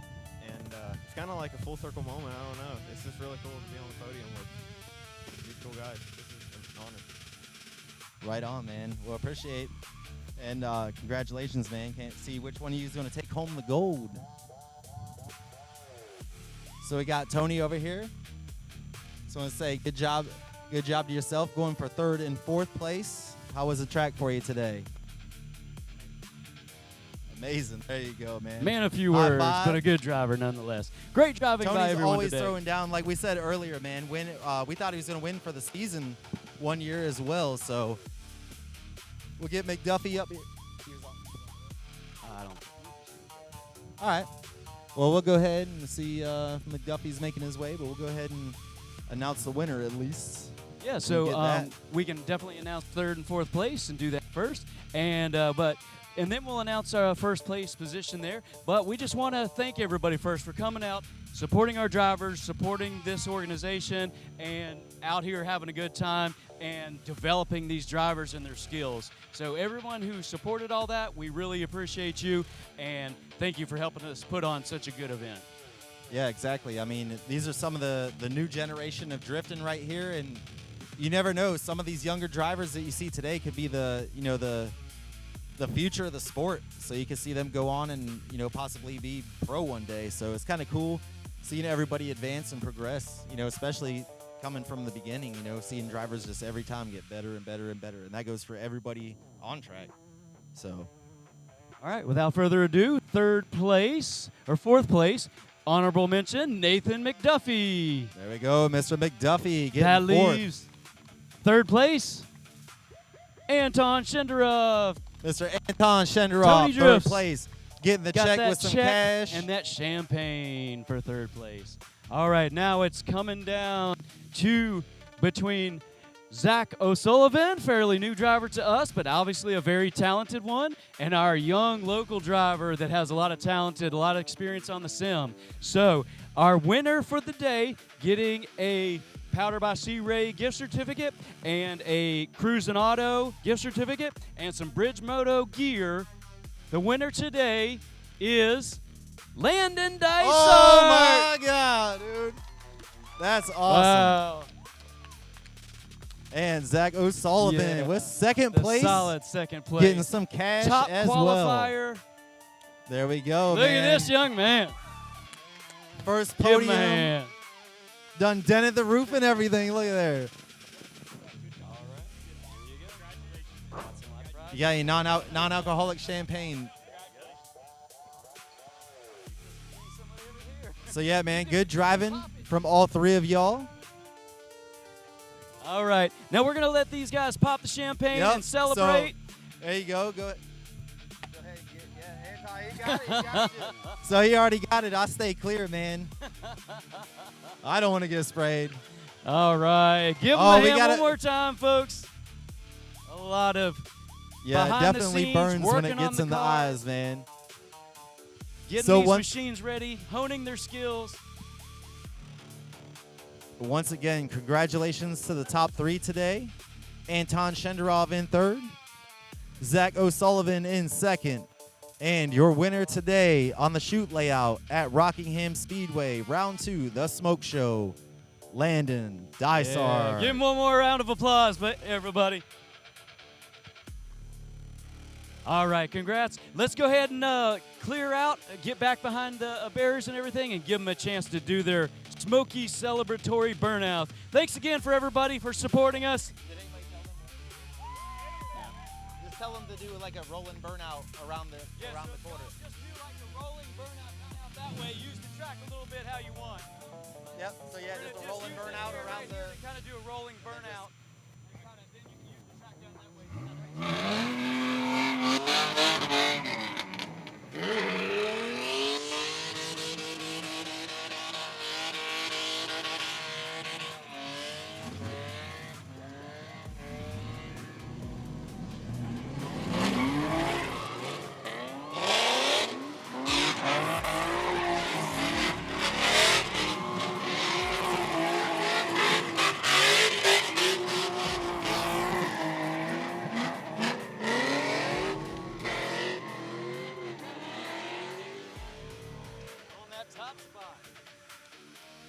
All right, thanks again, folks. We're going to take a short break. We'll get the high-speed layout going, maybe, or let's maybe see. just What go time, to the night course. What time is it?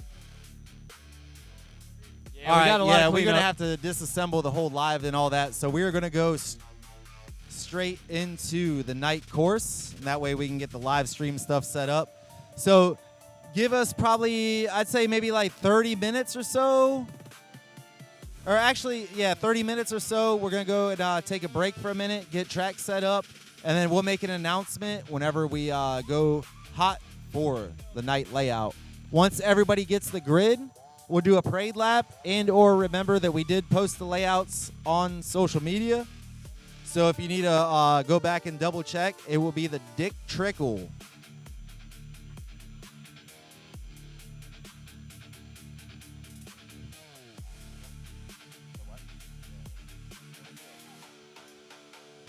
All right, so folks, we thank the crowd for coming here and supporting everybody firsthand, and now we thank you for everybody who watched at home.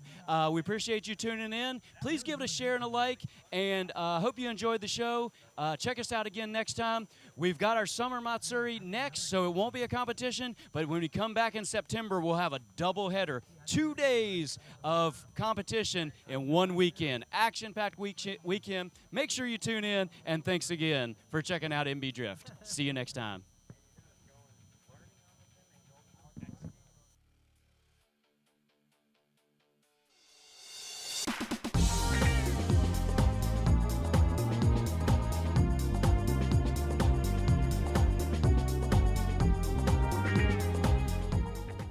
Hey guys, welcome to Bridgemoto. I'm Alan Newsom, and I'm here to talk about our new color, the Aqua Splash. So this color is obviously very, very vibrant. It derived from a lot of our customers wanting to see a turquoise and a teal and a seafoam green kind of combo. So what we did is we blended all those colors in together to bring you a color called Aqua Splash. It is another custom color exclusive to Bridgemoto only, reached at bridgemoto.com. So definitely get on our website, check it out. But I'm here to tell you about all the harness options in our new color. So let's get right into it. So what we have here is our Tsukuba model carbon seat dressed with a new seafoam green. And this is our 6.2-3 Hans application belt. Some unique features of the 2-3 6-point FAA belt is that obviously it has the 2 inches here on the upper shoulders to slot better with your Hans and neck restraints, and goes down to a 3-inch for a little bit firmer placement below the waist. However, something you'll notice that's different about our belts on the Seafoam Green and all of our Hans 6 points is that we actually use 2 inches all the way around below the waist so that you have better fitment and adjustment when tightening. Actually, the 2-inch belts firm up and tighten better than the 3-inch belts when it comes to a race application. That's why you'll see a lot of this used in FAA regulated racing nowadays. Another thing that we do is that we utilize the black hardware for a nice, clean, a non-controversial look. And we actually put quick release and pull tabs in the red you'll see here, as well as adjusters right at the cam lock so that you don't have to worry about getting out of the car to adjust the belt ever again. That's a thing of the past. Another thing I like to talk about is our toe straps. So our toe straps are available in 14 or 15 different colors, and you can actually adjust it as long or as short as you want. These are tested up to 5,000 pounds. And the cool thing about it, you don't have to hard mount it, although you have the option to. These are actually designed to be removed and wrapped around your roll bar for a hardware-free mount and full adjustability. So definitely get on bridgemoto.com, check out our new seafoam color / turquoise / aqua that we call Aqua Splash. And you can get that in a 4, 5, or 6-point option, 2 or 3 inch, as well as a toe strap today at bridgemoto.com.